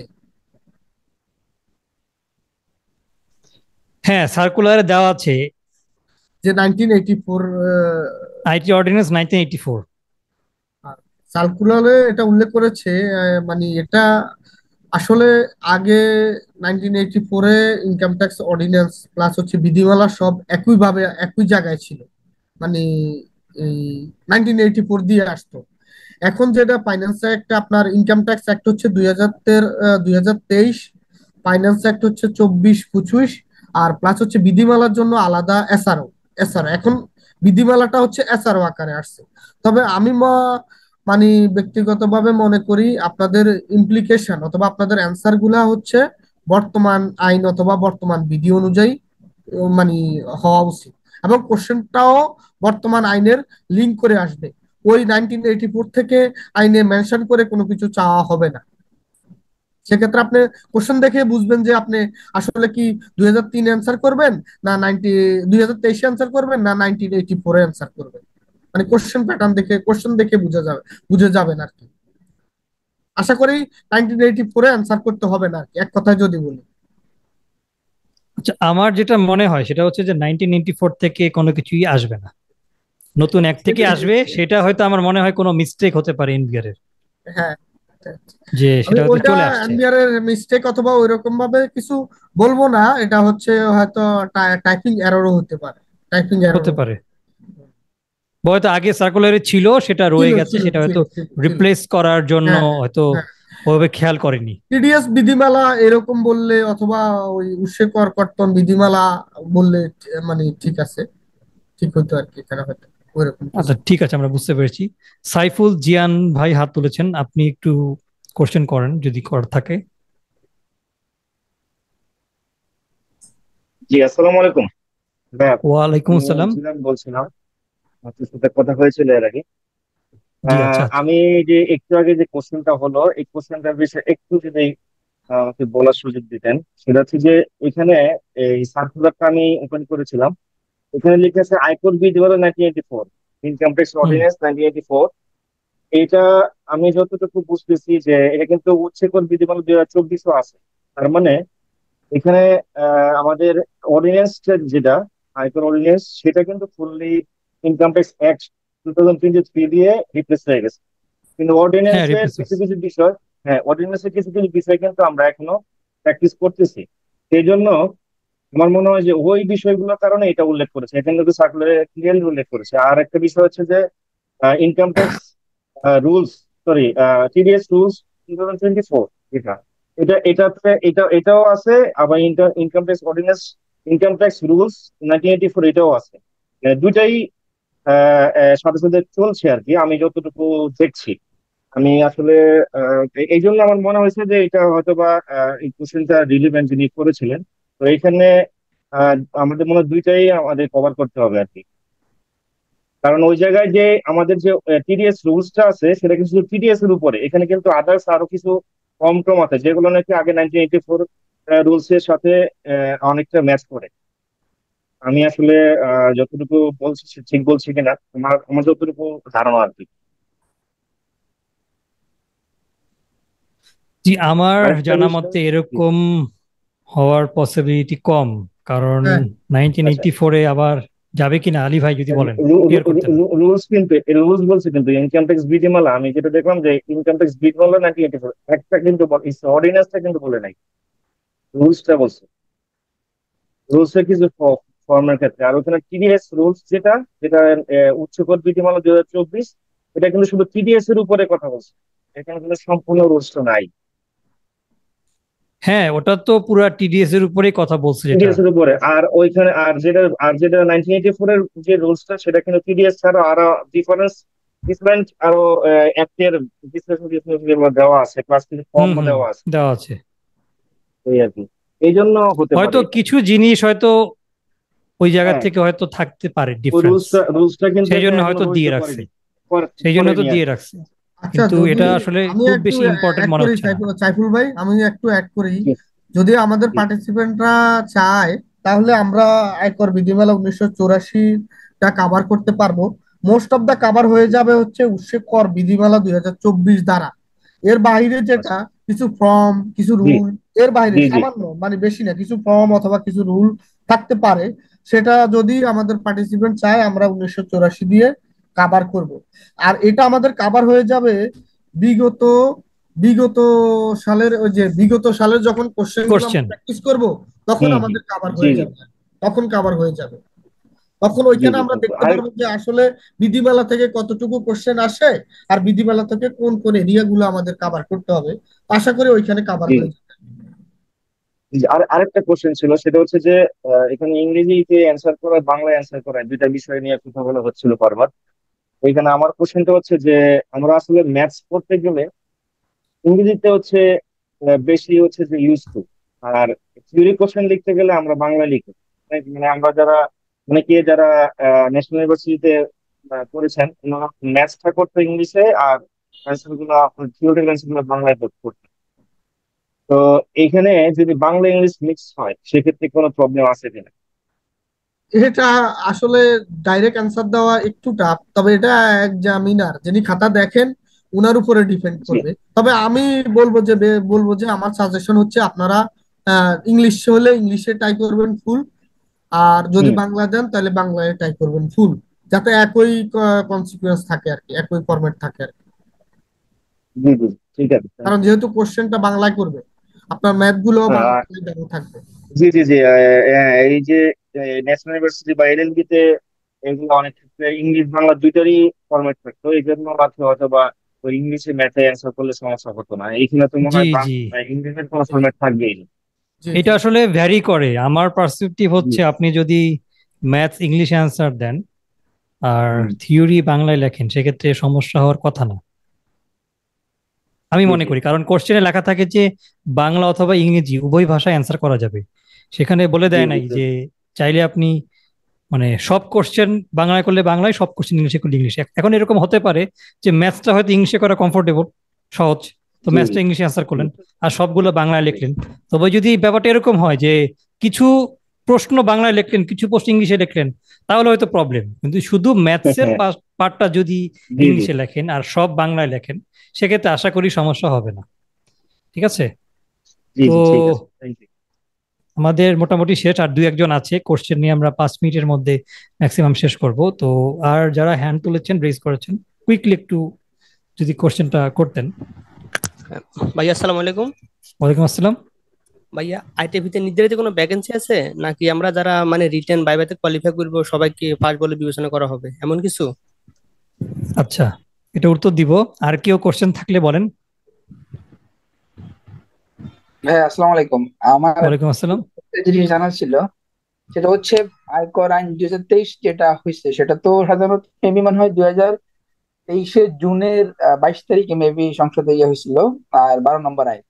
যদি এরকম শর্ট কোশ্চেন আসে যে 2023 আয়কর আইন আসলে কত তারিখ থেকে কার্যকর, সেটা কি 1 জুলাই 2023 নাকি ওই 22 জুন থেকে কার্যকর, একটু জানার ছিল। হুম, ঠিক আছে। আর কেউ, আর কেউ করবেন? তাহলে একটা লাস্ট কোশ্চেন নিয়ে নিতাম। মনির হোসেন ভাই হাত তোলা আছে, হ্যান্ড রেজ করা আছে। জান্নাতুল মাও হ্যান্ড রেজ করা আছে। আপনার কোশ্চেন থাকলে বলতে পারেন। আসসালামু আলাইকুম। ওয়ালাইকুম আসসালাম। ভাইয়া, আমি জানতে চাচ্ছি যে ওখানে তো হিসাব বিজ্ঞান বিষয়ে স্নাতক মানে ডিগ্রি সহ এরকম অ্যাপ্লাই করার জন্য এরকম একটা রিকোয়ারমেন্ট চাইছিল। তো আমরা তো অ্যাকাউন্টিং নিয়ে গ্রাজুয়েশন করি নাই, অন্য সাবজেক্ট হুম নিয়ে হুম। করছি। তো আমাদের এমনিতে ফার্স্ট ইয়ারে ছিল অ্যাকাউন্টিং, আমরা কি অ্যাপ্লাই করতে পারবো? জি, আপনারা পারবেন। আপনারা যদি ঠিক আছে, বাণিজ্যে থ্যাংক ইউ। হয়, মানে আপনার কমার্সের সাবজেক্ট, ব্যাংকিং, ম্যানেজমেন্ট। একজন কোশ্চেন করেছিল, ওটা আপনি কিনা আমি নামটা দেখে নেই। কোশ্চেনটা ছিল ম্যানেজমেন্ট থেকে কি পাস করলে সাবজেক্ট নিয়ে আইটিভি দেওয়া যাবে কিনা। তো এখানে যেটা বলছে সেটা হলো কমার্স ব্যাকগ্রাউন্ড থেকে যদি কারো ডিগ্রি থাকে তাহলে তাকে হিসাব বিজ্ঞান তার সাবজেক্টে থাকতে হবে। ঠিক আছে, হিসাব বিজ্ঞান সহ বাণিজ্য ডিগ্রি কমার্স হতে পারে, ম্যানেজমেন্ট হতে পারে, ইন্টারন্যাশনাল বিজনেস হতে পারে, এমআইএস হতে পারে, মানে বিজনেস ফ্যাকাল্টির যে সাবজেক্টগুলো, মার্কেটিং হতে পারে। এই সাবজেক্টে ডিগ্রি আছে, ব্যাচেলর অফ কমার্স, দেন আপনার বিবিএ, এই ডিগ্রিগুলো আছে বিয়ে অন আপনার। ঠিক আছে, এবং সাথে অ্যাকাউন্টিং সাবজেক্ট ছিল একটা, তাহলেই সেই এলিজিবল। দেন আর কেউ নাই কোশ্চেন করার? তো আলী ভাই, অ্যাক্টের যে কোশ্চেনটা 2023-এর যে অ্যাক্ট, জি সেইটা আপনি কিভাবে দেখেন যে অ্যাক্ট আপনার আইন পাশ হয়েছে একটা ডেটে আর কার্যকর হয়েছে হলো 1 জুলাই থেকে, তাহলে পরীক্ষা যদি কোশ্চেন আসে যে আয়কর আইন 2023 কত তারিখ থেকে কার্যকর হয়েছে, তাহলে কি অ্যান্সার হবে? যেদিন পাশ পয়লা হয়েছে জুলাই নাকি যেদিন অ্যাপ্লিকেবল 1 জুলাই 2023 থেকে কার্যকর হবে? জি, এক্স্যাক্টলি। আর আরেকজন কি জানি কোশ্চেন করেছিল, ঠিক স্কিপ করে গেলাম। আলী ভাই শুনতে পেরেছিলেন যে এটার আগে যে কোশ্চেনটা ছিল, মানে এই কোশ্চেনের আগে একটা কোশ্চেন ছিল একজনের, যদি একটু আবার যিনি যদি থাকেন একটু রিপিট করবেন।